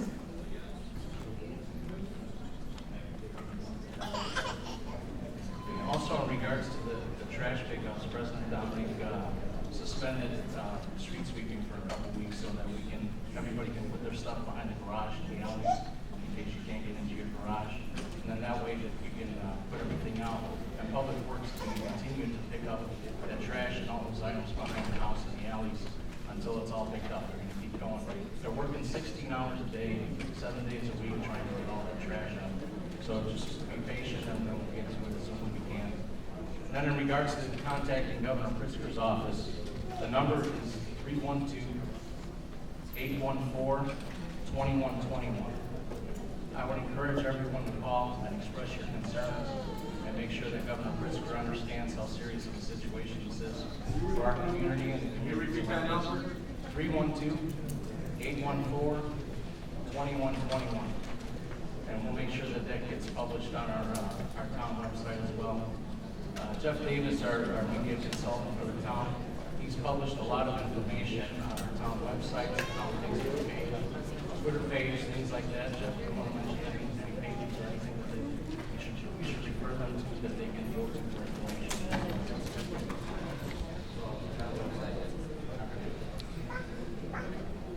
Okay, so on the town website is thetownofcicero.com, flood-damage-report. We have 5,000 submissions as of this morning. And we're primarily gathering that information so we can provide to the county and to the governor so that we're waiting for the governor to declare an emergency. If the governor doesn't declare an emergency, no one is going to get help. So it is urgent to call the governor. and to have him act sooner rather than later.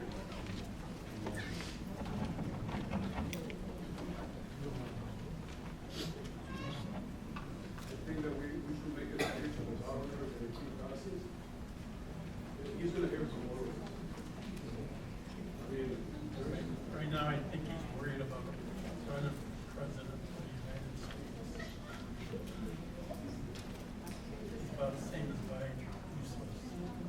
We give all our money away to foreign countries, but we can't buy Turkish. I don't mind paying taxes. I'm sick of seeing my tax dollars go to other countries. And we need a president of the United States that says, we're not giving you no aid because you don't do anything for us. Instead of giving everybody money, that billions of dollars that Ukraine got would have been nice today.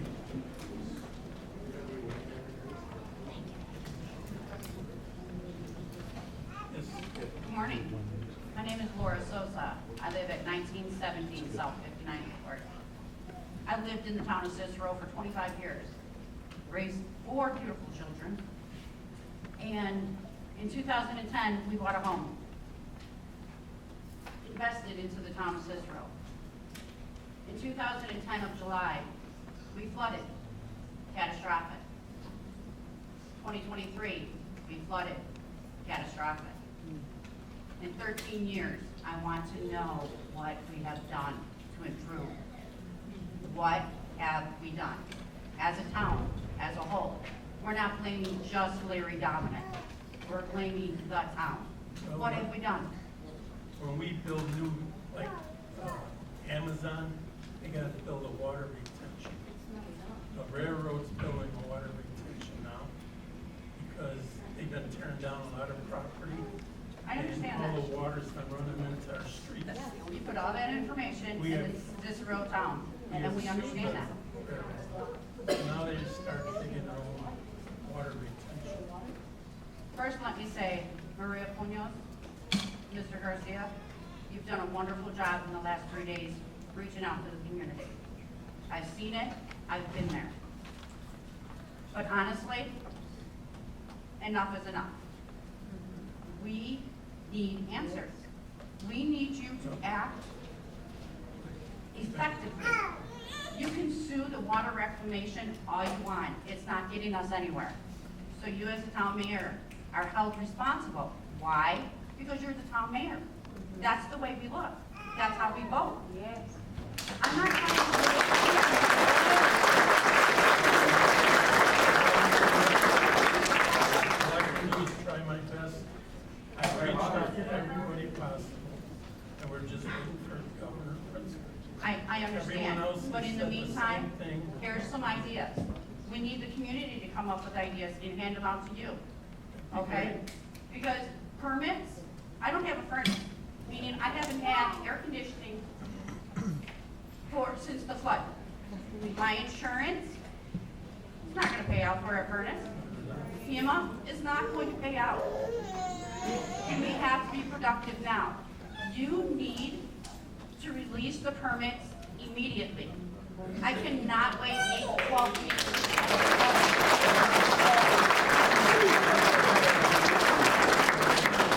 I don't want to worry about. We got a new building department guy, and he was told to get permits. They're not answering us, Larry. I'm telling you right now, I need my permits done immediately. Right upstairs and see Terry. It should be, no, that your permit should be approved, because We're the we're head boss. fixing Don't what. tell us to go upstairs. We're here today to hear you.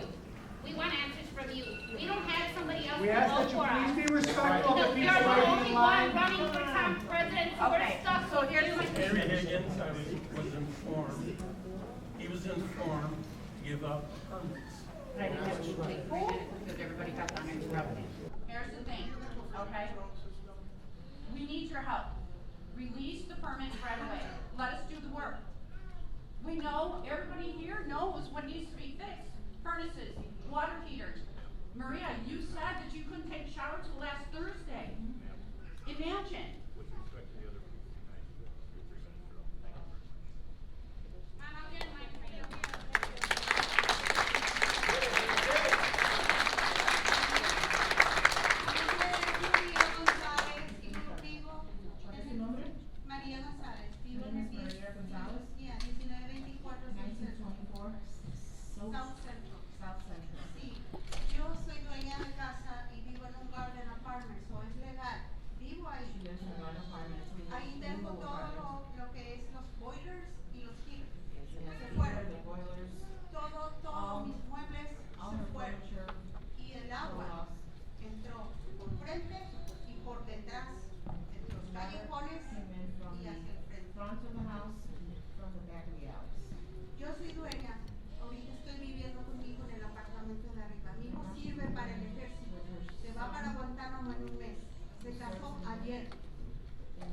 No puedo vender la propiedad, a mí no me importa ya hasta perderla. No me importa. Pero se quedó mi nuera y está embarazada. Voy a vivir de homeless con ella. No homeless porque voy a tener que vivir con ella. Estoy bendecida. Soy sobreviviente de cáncer y no puedo vivir en las condiciones abajo como se encuentra.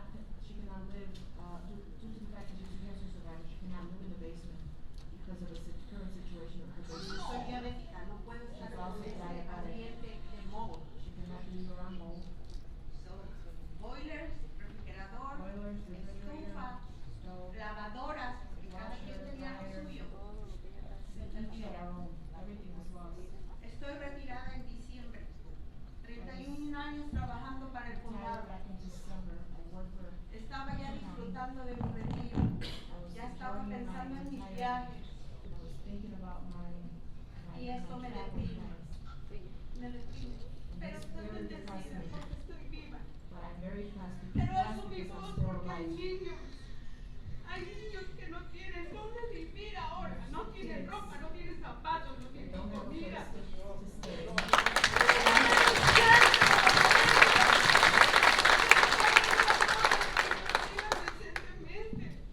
Yo ya viví, no me importa si el Señor me lleva.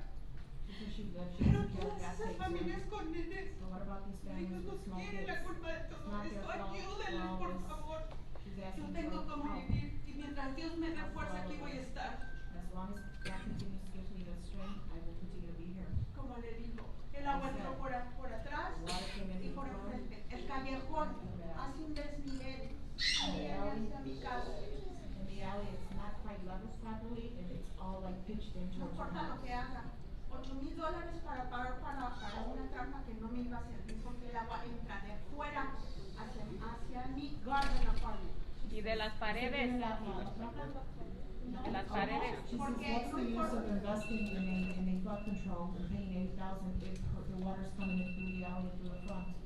So, también quisiera que vieran eso. Puedo dar, usted tiene mi dirección para que vaya el ingeniero también y vea porque tienen que hacer algo. She wants to know, Tim, you can also write down her address. 1924 South Central. ¿Le puede dar su teléfono también, por favor? Déjese ahí con él para que le dé su teléfono. Gracias. Good morning. My name is Elizabeth Cocheo, and I live at 3108 South 53rd Court.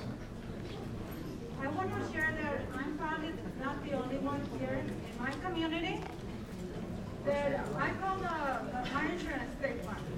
So now, I was told that since it's a backup, I'm not covered. Sadly, but I'm finding out this way when I lost everything. I'm a homeowner, but I work out of my basement. I lost computers, I lost everything. Material things can get replaced. But looking at my basement walls and seeing all that mold is not healthy for me or for nobody else here in the community. So I want everybody here that is part of the mold, tonight that they go home and sleep, think of all of us that are going through this. How is the mold going to affect our health? And how are you going to help us to fix this? The number one thing I would suggest as far as the mold, we all have to do our part to clean and disinfect the basement. I'm going through the same thing too. For the past week, headaches. My eyes been hurting because of the musty smell coming up from the basement. And it's not good. So I cleaned my basement twice. I'm thinking of actually hiring a company to come out and disinfect. But you guys are right, it's in the walls. I have wood paneling. It's in my wood panel. It's penetrated, I mean, the smell is in there. I would say cleaning, try to get. No, it's not. It's gonna have to help. You can't leave the basement unattended without attempting to I clean. put basement, I called the restoration company. They told me that it's gonna cost me at least $60,000. It's mold removal. So what am I gonna do? Where am I gonna get, I'm just trying to see these pictures. I mean, I'm doing my part as a citizen. Where am I gonna get $60,000 to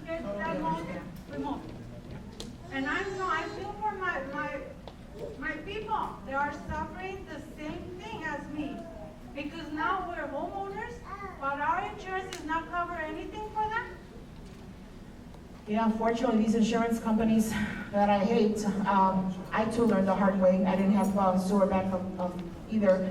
And they'll get you every time. For those that have expensive jewelry in your house, guess what? Somebody breaks in and they take your jewelry. You don't have those jewelry, they're not gonna cover that either. They've got all these little different, some insurance companies call it endorsements, others call it riders. So please make sure that whatever you want, insured in your house, that you call your insurance company and you ask, do I need to buy additional coverage for this? Do I need to buy additional? They should be the ones telling you,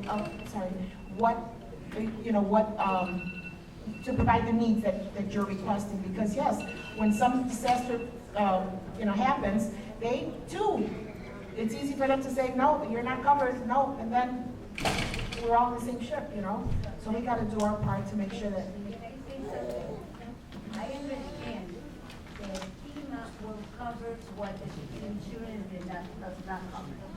So that's why you need to call the governor's office and tell them that they need to come up with this particular disaster. I'm willing to go in a bus to his board, to his office, anywhere, because they gotta hear us. As Hispanics, we have a voice too. Excuse me, Trustee Kendary just got notification from president of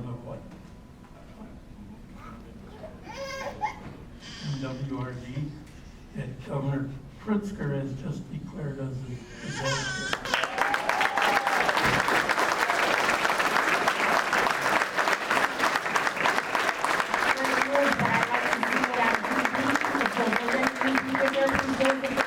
And make sure that you report that on the news tonight. We're going to hold him accountable. We want to thank him if he's dead. We're going to pat him on the hearts because there's a lot of residents that are suffering that really, really need our help. We're still going to have a meeting with Ms. Steele in Town Hall.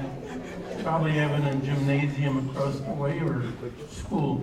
But we urge everybody to show up and voice your opinion. We're actually going to nominate Mr. Pearl and Blanca to organize the buses and the people. Yeah, we still do. And we thank all of you for your hard work. Can we have bigger meetings, please? You helped us get this disaster relief, and we thank you.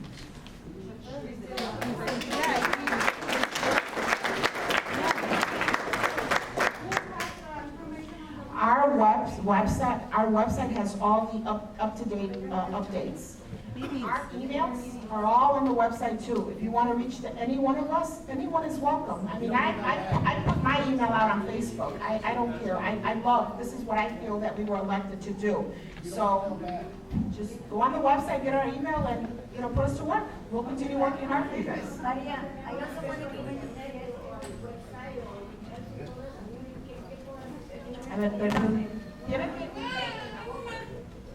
No escuché nada lo que dijo la señora. What about the people that do not have access to internet or they can't access that? Our offices are here in town. She's more than welcome. Nuestras oficinas, señora, estamos aquí en el town, nuestras oficinas. Usted es bienvenida a visitar. Si usted gusta esperar después de la junta, yo personalmente la atiendo. I would like to the community center is available right now on the 5 o'clock. They can come now. She got 3 big meetings. One was about us, and Thursday they have their own meeting. She's going to make that declaration. It'll be next week.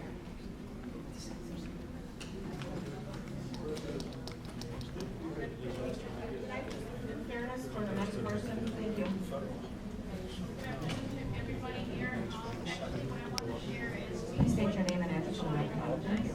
First name Sonia, last name Valley, she's in Boyd, L-L-I. I live at 462B West 21st Street. Before the flood, I've been calling since fall. I called at the beginning of this year, spoke to different representatives, and told them about the sewage at the end of the block where I live at. It's blocked, a lot of debris there. Now that I got flooded, that whole area, the water back up. Okay, I got flooded like every resident in Town of Cicero. Like somebody said before, in office. But this time, I took it a step, I have to let everybody know there's a safety hazard coming down at the end of the block where I live at. I called about somebody dumping some lumber, somebody has a porch fix. I reported that, came to the town, came to the police station, spoke to representatives, showed them pictures. Still sitting there since last year. I called this year. Since Still last sitting year? there. Yes. Did you get a representative name, whoever you called, did you get a name from that person? I have it at home. Please reach out to President Dominic and myself to make sure we get that information. Front camera of the pickup truck. The driver dumping it. Yes. That's when I came to the police station. That's still sitting there as I'm speaking right now. I got flooded. Understandable, just like everybody else. I lost everything. I'm taking cold showers right now. That's no fun at 6 o'clock in the morning, taking a cold shower. It's very hard. 2, when I got flooded, at the end of the block, if you're familiar where Sketchers is at and Aldi's, you go down Aldi Street, which is 47th Avenue, make a right turn at the stop sign, you're gonna run into a dead end. Okay? That's where the 2 sewers. I have a sewer right behind my garage. That just completely flooded. Now, there's a truck company back there that have containers. Ma'am, can I show him this real quick? Excuse me, please. You see these containers? Come in here. See them? Containers? What do you think is in the containers? Containers? No, it's not garbage. Okay, and I'm very upset. I don't know if you guys care to see them. Okay? It's not just a water flood. I'm sorry. It's not just a water flood I'm talking about here, because I took a big loss like everybody else. Okay? So, to let everybody know here, some of those containers fell into the water. Oil, gasoline. Everybody in the residence smelled That whole area where it was smelling. Yes, it was smelling. I Police and called fire it. department, Yes. were called, the water reclamation was Yes, made I aware. called Frank Aguilar. And yes. Safety yes, hazard. Immediately contact us, and we were immediately in contact with the fire Correct. department and the police What happens department. next? We're waiting to hear. We're flooding. Water, everything's floating. He shut the power off on us. What happened next? Everybody got flooded. Cars were getting flooded. Okay? That really hurt everybody in that area. These containers, who's the inspector to go check this out and make sure these things are locked down? They're in the gate, they're on the shelf. Make sure they're secure with chains, they're not moving into the water. So, this is July 7th, I caught a guy cleaning the mess up. Really? I'm breathing that, I'm living it, I have no power, I'm sucking all that all night when the power's off.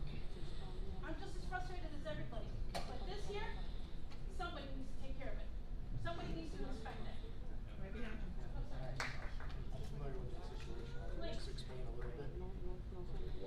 Hi, everybody. I'm the chief of the fire department, Jeff Penscofer. I'm aware of her call. She had called. This was the day after the flood. As you can imagine, police and fire are extremely busy. So the day after, we didn't expect another big call like this, but it came in as an odor, possibly gas odor. We get many of those. I talked to the battalion chief on the call, and he wanted me to come there and check it out. He says it was about a 2-block radius. It was very hard to breathe in. He wasn't sure if it was oil, gas, fuel, diesel, anything. So there was a particular business over there.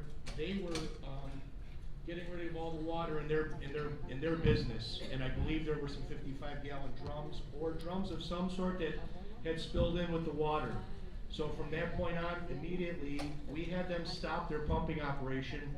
I called the Water Rec District. They had a rep there within 1 hour. Cook County also sent their vac truck there. And I guess the whole point here, without wasting everyone's time, it's under investigation. Commissioner Aguilar is on top of this.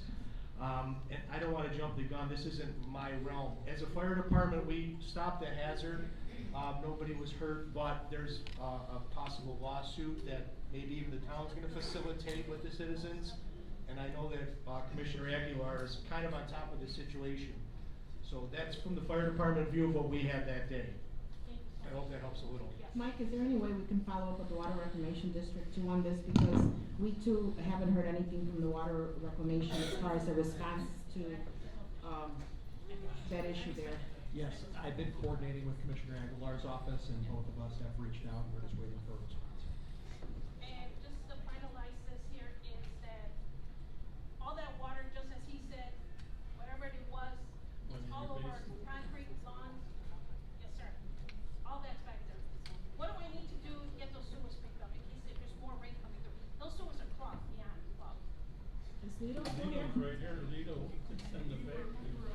I'll put the lead on the way out. On the way out. Just to let you know, I told all the residents for 4th of July, I told every single, I went knocking on every house. Please do not do fireworks, because we will be moving here. It'll be closer to Cicero. That's how bad it is. So if somebody can help out in cleaning that area, it's still sitting, it's penetrating the grass. The grass was great. It's a big health issue. So for anybody that has any issue, health problems, that will affect them. Okay? Thank you. Make sure you follow up with Lido.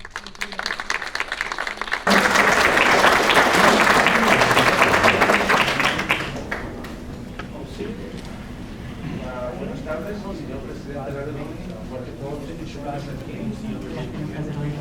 and everyone here present. Thank you, thank you.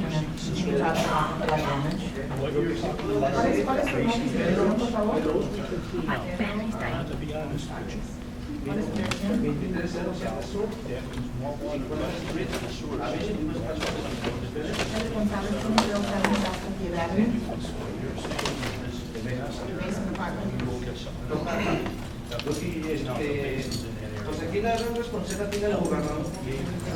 One of the biggest responsibilities should be the governor. Supposedly, he said an email that he's going to declare Cicero, but we're not really 100% sure. What I can say, that the lights,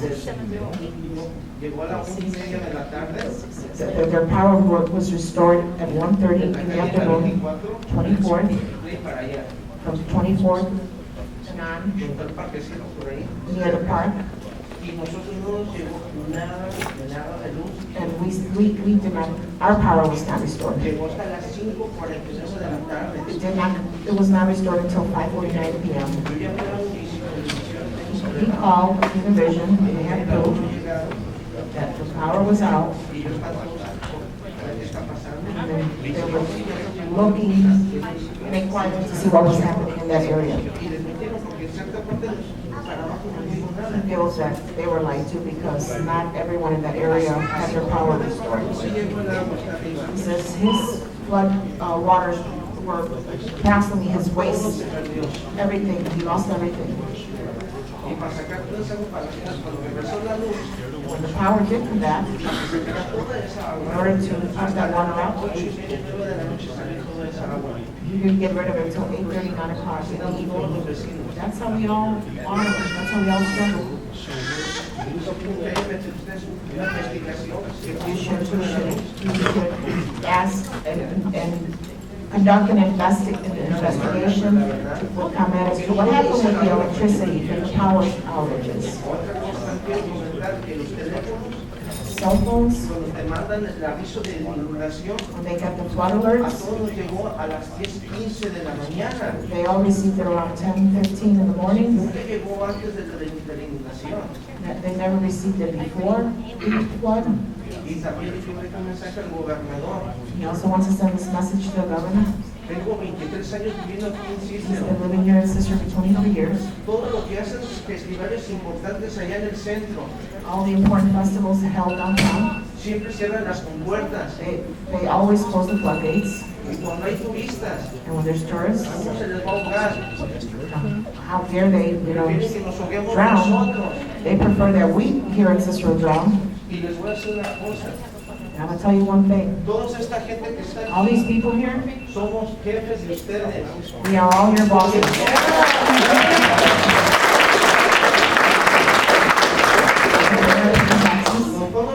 With all due respect, we're not saying it directly to you, President Johnson. It's also for the governor. You have to be stronger, but as a town president, you have to be stronger.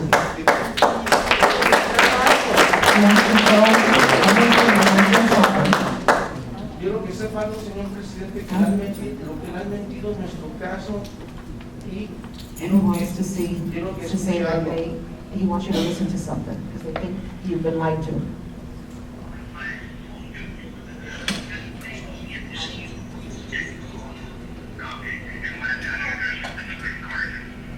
ponlo más cerca del micrófono.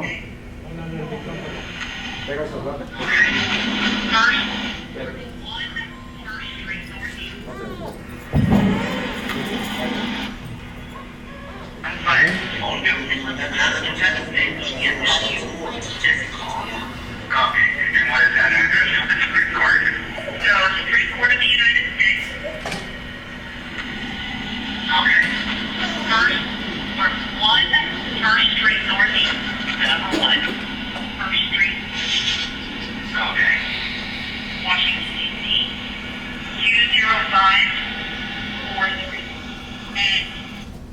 Lo que están escuchando es una cosa. Yo hablé en la Suprema Corte de los Estados Unidos, Washington, D.C. You're listening was a judge from the Supreme Court. Tengo un caso muy importante. He has a case, an important case. Pero le dejo un mensaje al gobernador. Si no, él no cumple lo que él mandó a ustedes. Decir que se But the governor does not keep his promise. las promesas de estas personas y de la mía.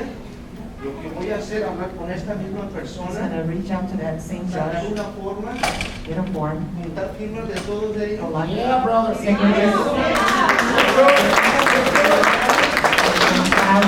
Class action lawsuit.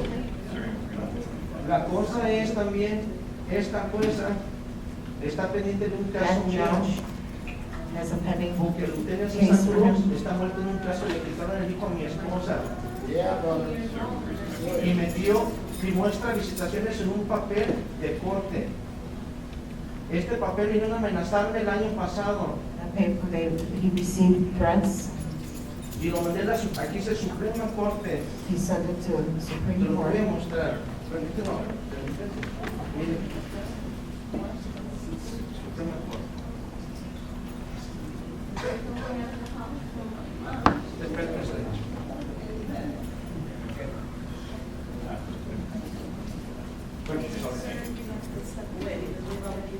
No, yo se no quiero terminar algo. No, go. Habla. Presidente. Ya se los papeles a Washington, D.C. me están pidiendo otras formas. He's already submitted papers to Washington D.C. They're asking for more Han forms. venido a amenazar a la casa. They're threatening him. Por culpa de mataron a un director, George Sheldon, en agosto de 2018. He killed some director, George Sheldon. Y el 25 de marzo de 2021 se presentó con Kau Bauer en la corte y el señor está muerto. Ok, vamos a hablar con usted porque lo quieren Vente, Sandy.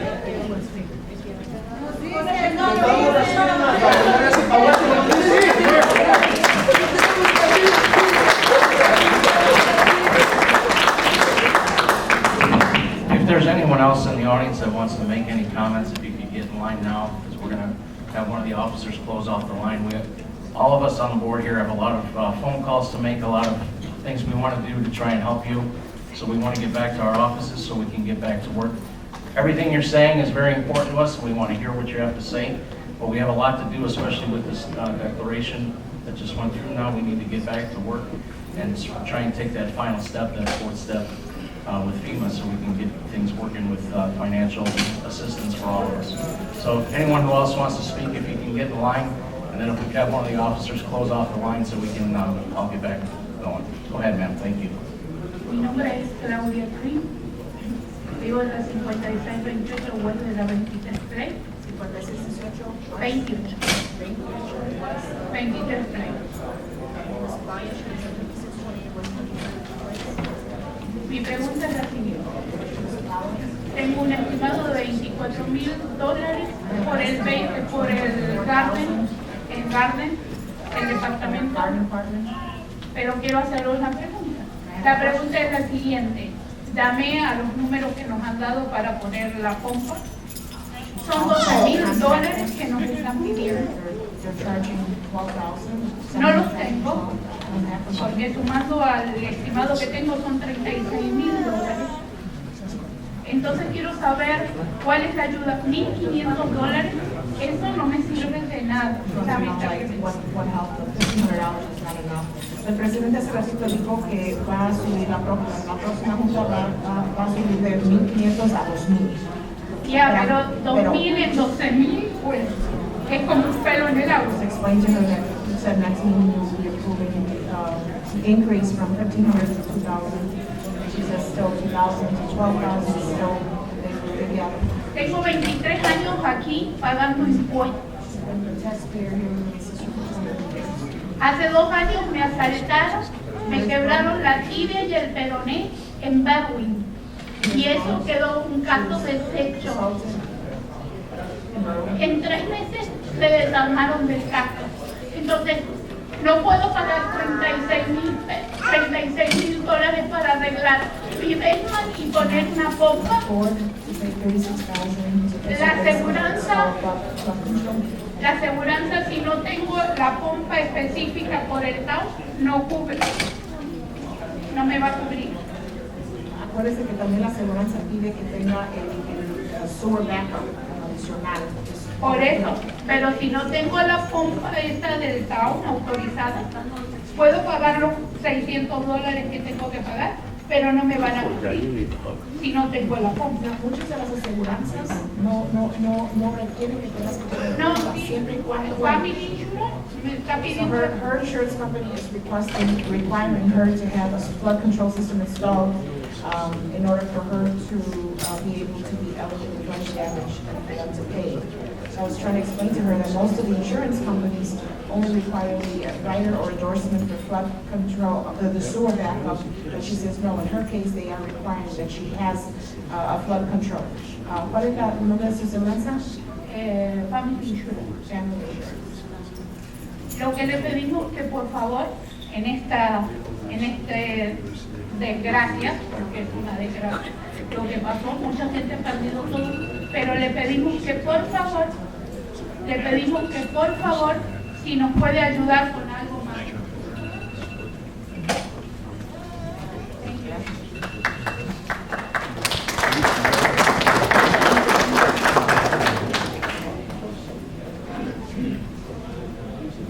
Hi, good morning. My name is Anna Ortiz, and I actually live at 1417-48 Court. Foremost, I recently bought this property a year ago in hopes that my mom was going to have a nice place to live. And on July 2nd, I actually lost power at around 9 a.m. where my sump pump stopped working and water started coming in from the drains along from the walls. And it reached to a point where it was covering my knees. My mom lives in the basement, and we made it to the point where we knew that water might not come in, so we invested over $50,000 in the basement to make it safe for her. My mom also has cancer, and she cannot live in that condition. She lost all her furniture, clothes, electronics. She was happy living there, but now with all this, she lost everything.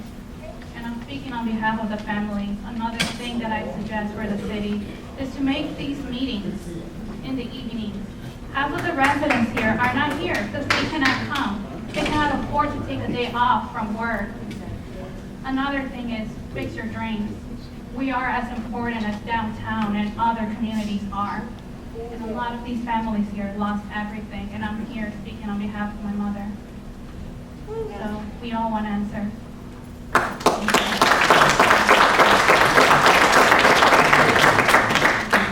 Hello, my name is Delia Barajas. I am a 30-year-old community member here and part of the Cicero Community Farm.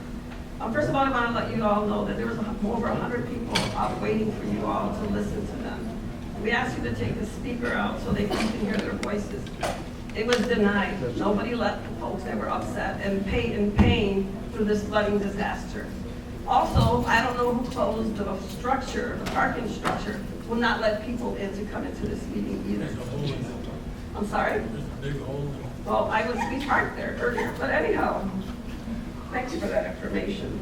So I also experienced a flooding disaster that took place on July 2nd, 2023.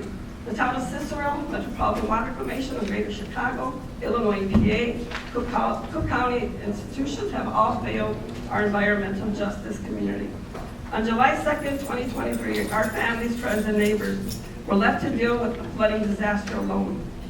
There were no emergency disasters planned. I came here to the Town of Cicero to ask for that at the water department. I still have not heard anything from anybody. Available, no emergency telephone phone calls from Cicero or any other institution. No guidance from local, county, or state institution on how we should keep our families safe. Our Cicero community members are resilient, especially in times of devastation with the grace of the Lord. We are picking up the pieces. The flooding devastation in Cicero did not occur by accident.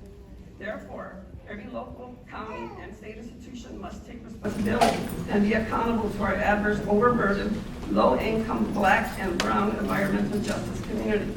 On July 2nd, 2023, our community experienced flooding in homes, streets, and businesses.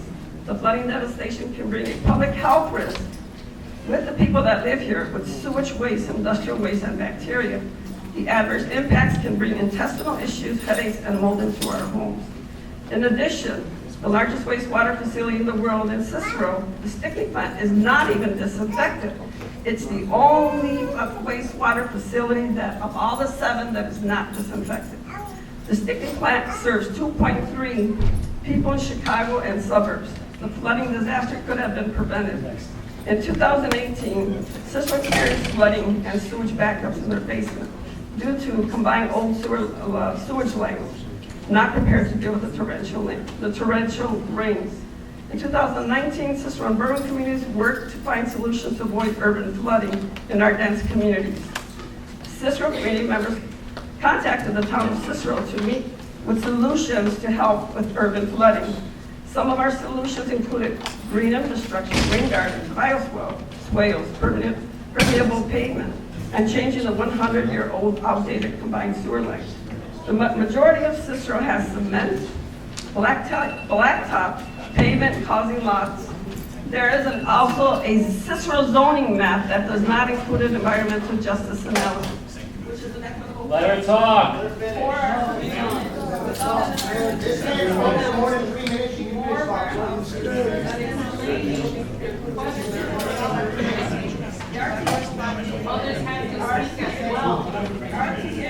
the town engineer.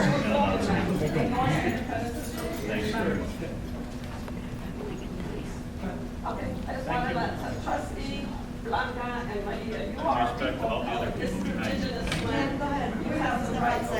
You have the rights. And Blanca, we hear you, Celia, we hear you loud and clear. We hear everyone loud and clear. Thank you. Yes. You have the responsibility to listen. Thank you.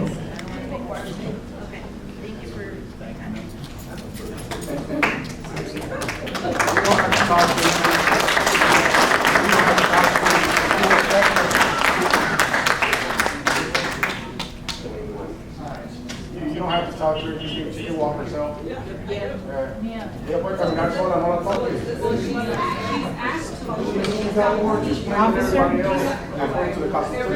There's a seat. Delia can sit down. You're welcome to sit down, Delia, and listen to. We're trying to give everyone an opportunity. You know, you've been long enough. You've been in a lot of meetings. We're trying to give everyone the opportunity, with all due respect. Yes. We heard you guys loud and clear. Trust me. Were you here when they announced that the governor did declare Cicero a disaster area? I said, were you here when they announced, one of our board members received a text that the governor of Princeton did declare Cicero a disaster area? No, I know. There's a lot, yes. There's a lot of other factors that's going on in Cicero. You know,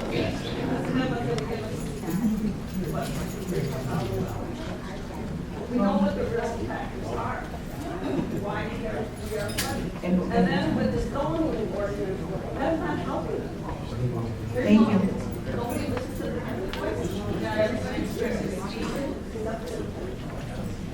Thank you very much.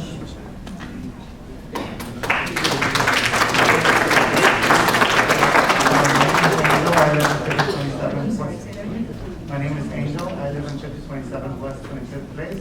My family for living here since 2001, and we have multiple property before, so I know that you guys can already help us. So what I do want to know is where we can find this contractors that can help us with the basement basement. Because we know that you guys only accept certain amounts, we don't approve. And contractors is ready to know what we can work with. Are you talking about the license of bonded contractors to install flood controls?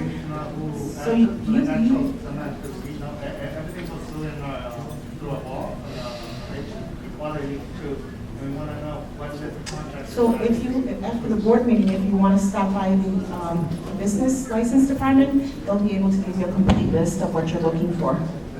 Yep, those are all the ones that are licensed and bonded. Any of the girls upstairs in the business license department. Also, you guys know that we have a lot of times to throw stuff away. I've been working on cleaning up the basement. I didn't go through any sort of election. We had a block party, and I had to skip that to pick up work in the basement. And I'm still not even done, and we need to throw away a lot of drywall because it's mold. Like, we wanted to cut off because right now we can't throw nothing in the back anymore. And we don't. There's no cutoff date. I believe President Dominic earlier said whatever you need to still throw out. We just ask the residents to be patient because you guys gotta remember that they've already cleared out your route. No fine for throwing away. No. All right, Thank you. One last thing, like, most of us here are Hispanic and we speak Spanish, and asking when we speak Spanish, it's $3 interpreter. So why don't you guys have one already? Why do you have to take your position to show us the rest of you guys? We will look into that. Thank you. Thank you, sir. Okay, good. Hi, my name is Efrain. I live off of 1355 we, as well as everybody else, got flooded, but in the beginning of the meeting, the end of the conversation, mentioned that I've been living for 11 years, and we've had multiple floods, and we can't make much of our basement because something's always happening. I know the town is older, and you're saying, the engineer is saying that there's not much we can do. I know the president said that there's a retention pond built, it is tiny. It is not big enough to assist maybe 3 blocks of any flooding that we constantly get. We've got about maybe 5 different floods. Almost every year that we get at least a little bit of water. Addison Creek just built, they just built like for water to go in, about a block and about 3 blocks of line. That's, we don't have anything similar to that. I know you can say that we don't have, there's nothing we can do, but there is something we can do. That retention pond next to Amazon is not big enough. It's only big enough to cover ordinance. That's what it is. That's what I'm here to, just bring a light into that. We need some help. I want to continue living here and for my kids to grow here. I like the community, but it's just, we can't live like this. It's like, I know you can't do something about it. That retention pond, it's not big enough. And then there's something else being built off of Roosevelt. You can build maybe a bigger retention pond there, somewhere for the water to go. Our sewer just gets clogged up, and then we just have to just deal with it. And then, it's everybody for their own. Just as much as we spend and work hard to have our, to have our homes for it to be destroyed every year. It's like, come on, guys, let's do something about it, please. But we know it's a constant issue. Right now, it's a disaster area, but every year we're dealing with it. What do you recommend?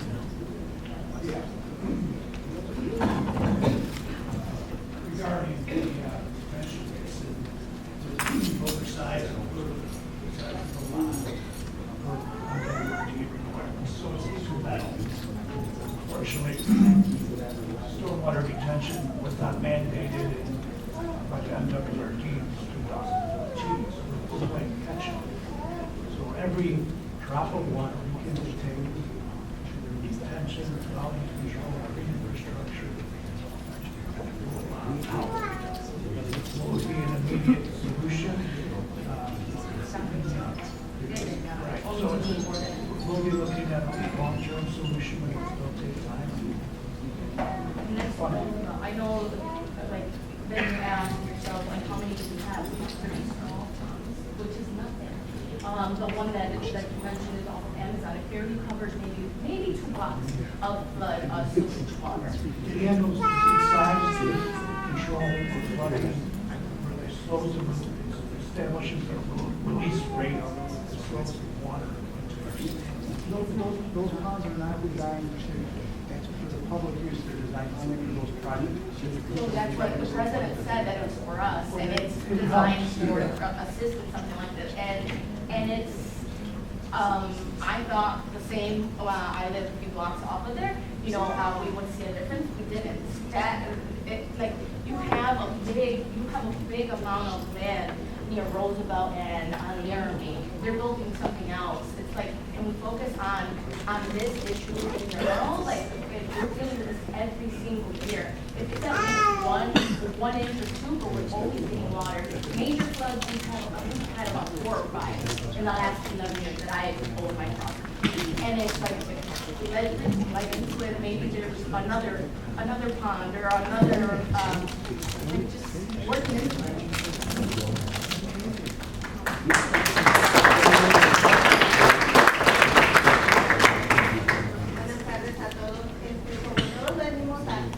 Nombre y dirección, por favor. Mi nombre es Olivia, 2347 Sur 50 Avenida. También lo mismo de la inundación. Cada año en mi casa se inundan el basement por Every atrás year. y enfrente. Her basement floods. He venido a reportar porque parece que hay algo mal She continuously reports every year. She thinks that the sewer, she's got video of her sewer. She thinks the problem is in her sewer. He venido 2 veces She's come twice to report. She came today. She's reported today. They told her that somebody will go out there. Also, the sewers in the corner, they were gushing. Estaban echando el agua hacia arriba. So street sewers were gushing water. Because they're all clogged up. Nobody's cleaned them. She wants somebody to please go and inspect the problem she has there with water. She's come twice. She feels they're not listening to her.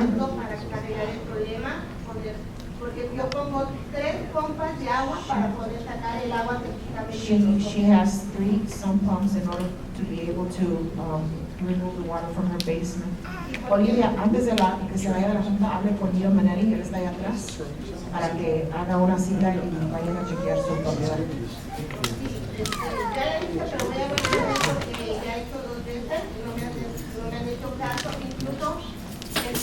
Pensábamos que era el techo que estaba craqueado y She thought that initially they had a foundation crack. ya le pusieron todo, iban a hacer una banqueta enfrente, pero el domingo el agua se metió otra vez. O sea que no fue el problema eso, sino que taparon que hay un tubo que está metiendo el agua hacia la pompa. In the video, there's a pipe. Entonces, quiero que me hagan el favor de investigar porque es mucha agua. Enseñen ese video a Guido, porque él es el que más que puede dar una mejor respuesta. Todo el show, todo el video, this is one that I could give a better answer. Okay? Él está ahí atrás, Guido, if you want to raise your hand. Ahí a verlo, por favor. Okay. Bueno, es todo y pues que por favor limpien también las alcantarillas porque es mucha agua que se escasea. He wants all the spring sewers to be cleaned because a lot of water expands from the building. I'm not gonna give you my name. I'm gonna give you where I live. It's the 1900 block of Court. And I have a couple questions for you. Did you flood? Did you flood it? I know you did. Did you, Mr. Dominic? Yes. Yeah. Have you put in the other consideration? So have my son. Okay, because you're a resident here and you live on 536. Okay. I think we're all here because this one was the worst flood that we had in years. And we've been dealing with it for many, many, many years. Okay? And you keep giving us the same answers. Go upstairs, call this person, they're ahead of this. Call this person, they're, but you're our chief of command for our town. I've called every day.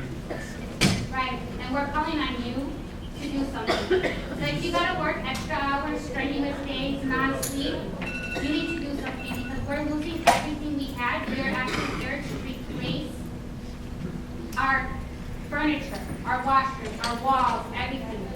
And it's not fair.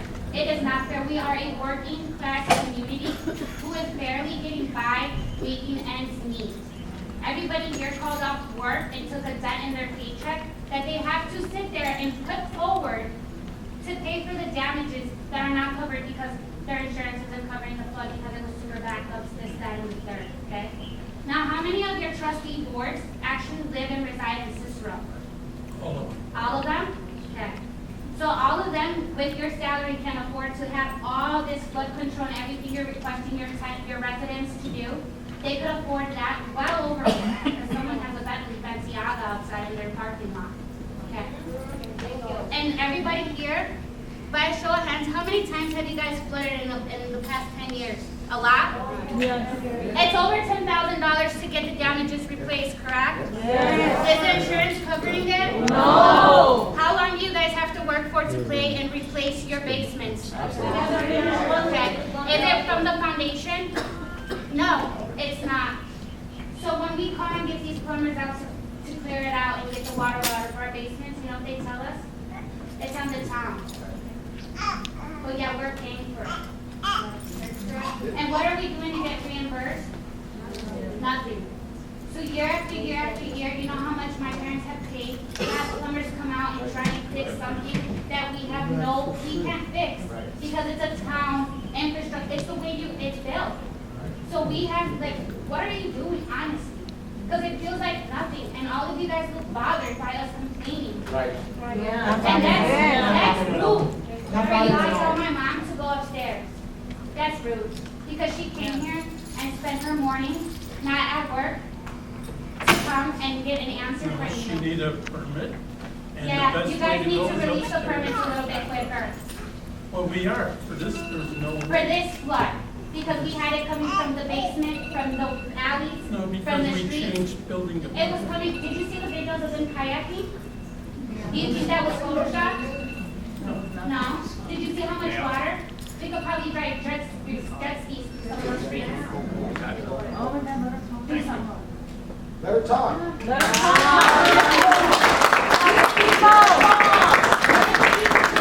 Don't blame it on Pritzker, do something. If you gotta put a I'm not blaming floodgate on to nobody. block their water coming in, I don't even do blame it. the sanitary district.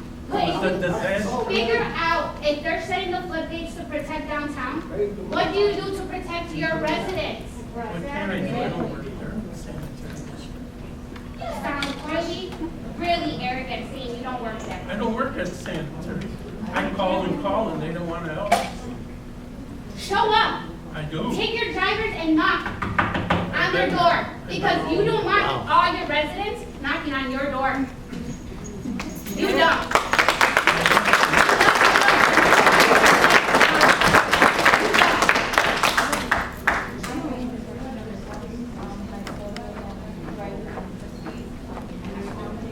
What's your address? Ms. Meza, what's your address? My mom's address is 1419 Street, 9 years old. And again, I know you heard this more than once, but this situation is over and over.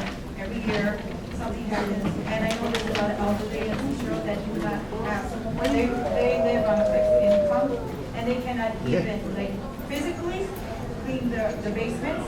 They cannot afford to hire somebody to sanitize. So my question to you, Mr.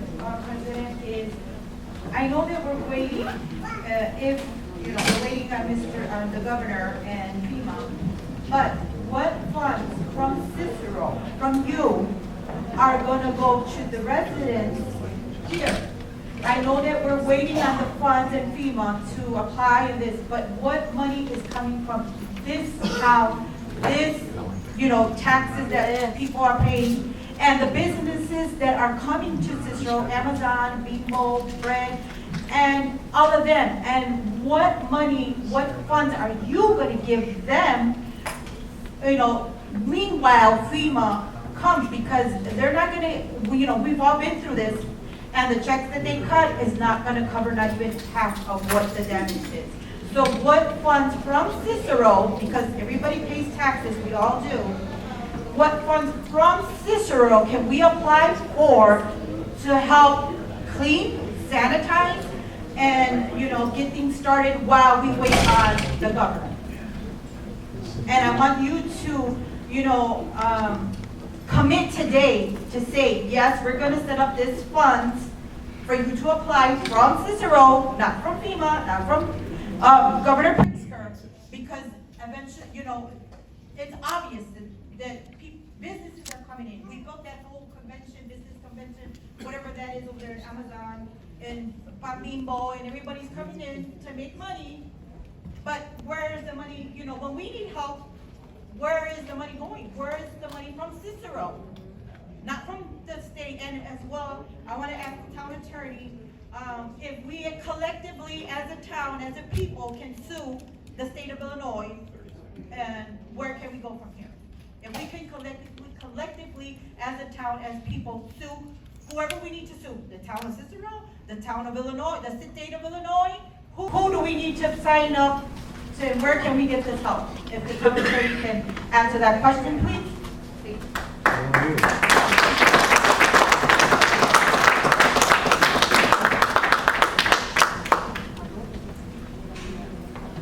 Is the town attorney going to respond? I saw you speaking. Is there an answer for what she asked? Exactly. Yeah, we're waiting. Questions? Did you hear my question? Who is there for you to sue? First of all, what funds does Larry Dominic offer the town? Funds from Cicero. Cicero can come up with some help. Some funds. We can't rely just waiting on Governor Pritzker and the FEMA, because they're not going to give us any, enough. And as a town, and as a people collectively, can we sue the state of Illinois or the town of Cicero, if it need be, to get some kind of financial help? Because people are going to go homeless. People are going to get sick from the mold. My mom is 90 years old, and I have my sister has Down syndrome. We worry about their health, and we need to do something. And I know you guys have this position, you are able to afford to come in and have somebody, restoration companies and sanitize and help you. But there's a lot of elderly people that don't have that. They're on fixed income. Well, Ms. Mesa, if I can please, I'm sorry, but I have a question. So you said your mom is 90 years old. Does she own the property? My brother. Okay, because most seniors know that if they're seniors, they do get like a $500 stipend every year to use it on whatever repairs. And then you've heard about our flood control going up from $1,500 to $2,000. That's for all, property owners that reside on the property. I think we need also a emergency fund for here. And just speaking from, not as an elected official, but as a resident. We're paying taxes, and where's the help from the town? If you don't want to help your own town, how are you going to expect somebody else to come and help? So that's why we've been working very hard to work with the county, and now, as they mentioned earlier, finally the governor declared it. So I just mentioned two of the items that are available for some of the resident seniors and families. But I mean, now for this price. So your insurance, did you contact your insurance? Did they deny? No, I'm just trying to see. I'm just want to know that I know that people need to come to the insurance and all that, but I'm just saying, después de eso, meanwhile, the insurance they can't even move anything because the insurance says don't move anything, but meanwhile, what do? That's what I think that the town should come in and authorize it. Because there's a lot of funds and a lot of businesses coming in, and we can't wait on so-and-so and so-and-so and so-and-so when you can't help your own people. How are you gonna feel if you can't help your own?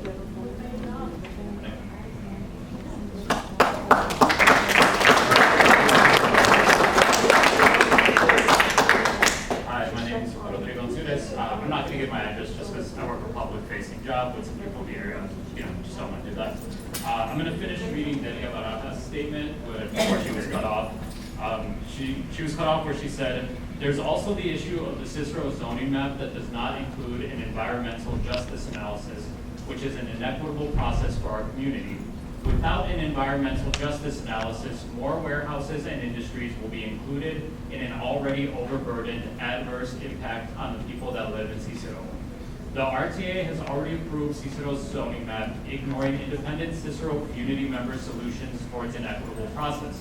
There are millions of dollars that the town of Cicero receives without the independent community input or oversight. The community addressed the COVID-19 funding that was distributed to police officers. The American Rescue Plan funding was also an inequitable process with no community input. There must be an independent oversight commission to monitor the institution's millions of dollars that come to Cicero without an equitable process in our black and brown environmental justice. Lastly, there's an opportunity for public comment with the Illinois EPA at the triennial review process." So that was Danielle's statement, which I completely agree with. And then I would just there's this cool program in Berwyn, which I'm sure you all are hopefully aware of, where if you call the city of Berwyn, they will literally just plant a tree in front of your house. So I'm going to give this to you all because I think this is part of, you cut down a lot of trees too without replacing. And so I'm going to add If you want a tree, we plant trees also. It also has a bunch of benefits about trees. And then as far as just the stormwater management, we need more green spaces. I live across the street from Cicero East and West, and it's just a big block of concrete with basically any green space, which our children could benefit from, right, with interacting with nature, and then also benefit from because it would improve their air quality. And then all these Amazon, all these Beambos, all of them, they all just put up all these humongous concrete buildings, right? And then if you give them a tax break, you could easily get them to adopt a lot, to put more green infrastructure in, to put green roofs in. All this stuff is part of the long-term solution. I hope you consider it. Thank you.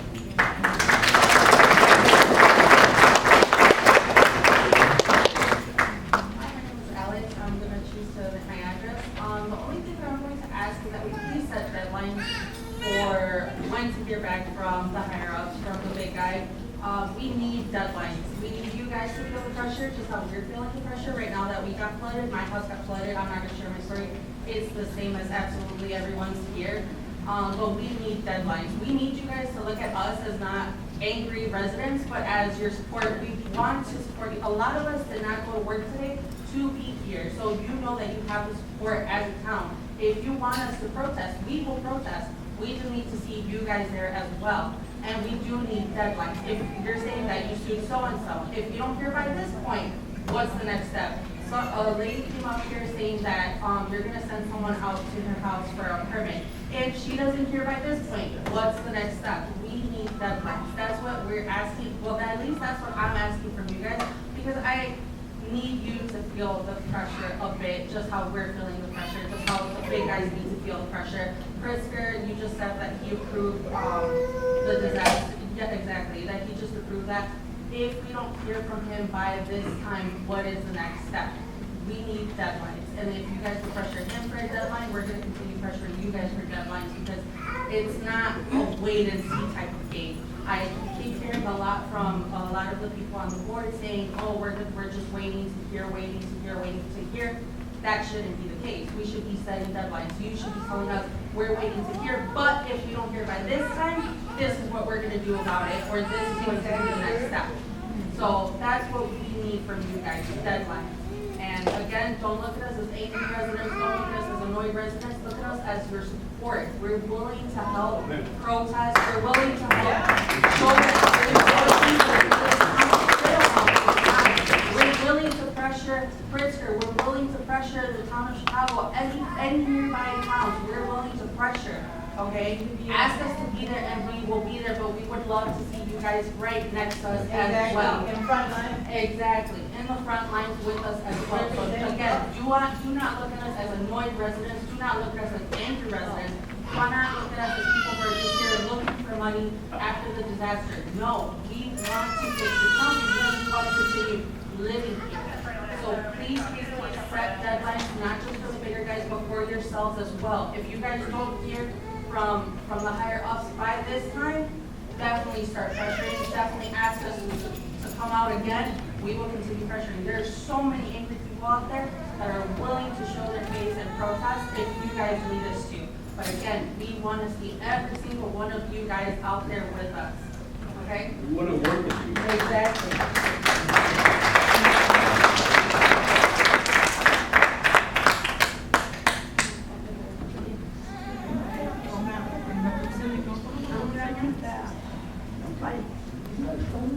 Nombre y su dirección.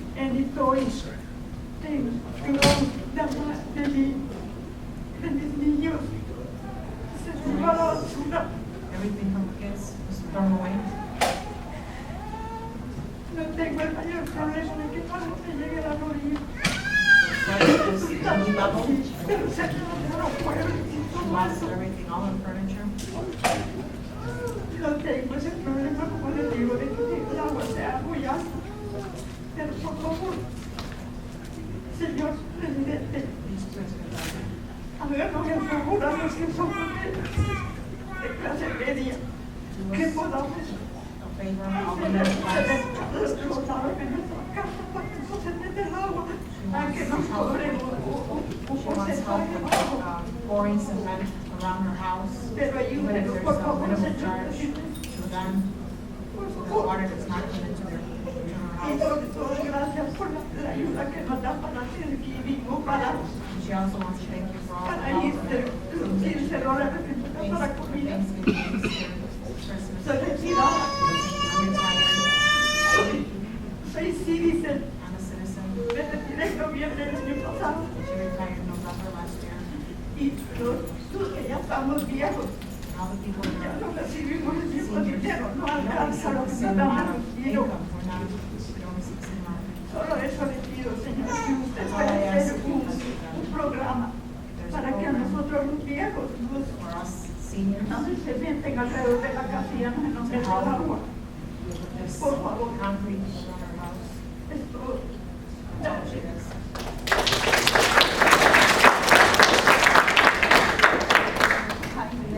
Hi, my name is Anayeli. I live at 5340 West 24th Street. And I'm very concerned because of the situation that had happened. I had received a letter maybe 2-3 months ago that the taxes are going to go up.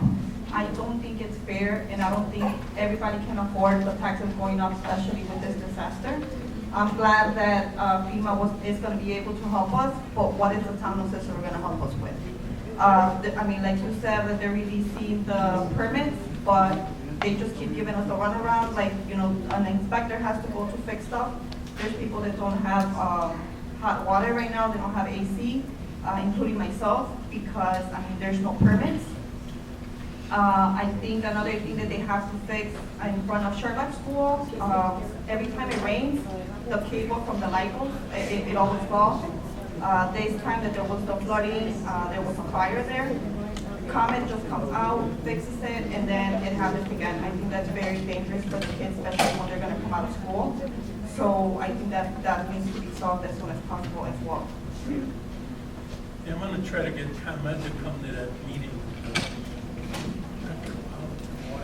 Yeah, and behind my house, there's this light post Yeah, as so well. many complaints about them.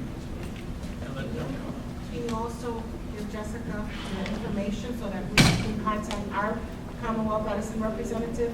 Okay, yeah, so I hope that, I mean, the town does something about it, because this can keep happening all the time, so. We agree. And, I mean, I don't know if the sewers are clogged up, I have no idea, but the water was coming from the sewer in my basement, from the toilet, from the bathtub, and like cracks from the floor. It was just everything coming up from there. Right. I'm sorry, but we did not raise your taxes for the county. But yeah, but I mean, something has to be done about that. Right now, I mean, they're gonna go up. How can we afford that if we have to fix our basements? I know, and it's sad, but the guy that Kagi or whatever his name is, where he lives, he raised everyone's taxes on his part with his own. Yeah, but I mean, like I said, I mean, I I'll believe, invite him to see if he'll show up. yes, I mean, I think the town of Cicero should actually give us a help as well. Instead of doing all this carnival, spending money on carnivals and everything.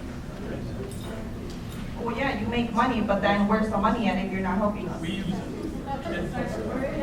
I mean, yeah, if the kids are so important, give them the importance right now that they don't have a bed to sleep, they don't have clothes, they don't have their toys. They don't have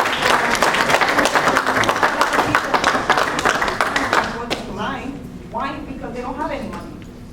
So, I mean, what is that gonna do? Well, I give 4,000 wristbands out every carnival for kids. It's like you're buying the residents with the So I wristbands. I want the kids at their time. Well, I hope you actually think about the kids this time and actually try to do something for them. Thanks.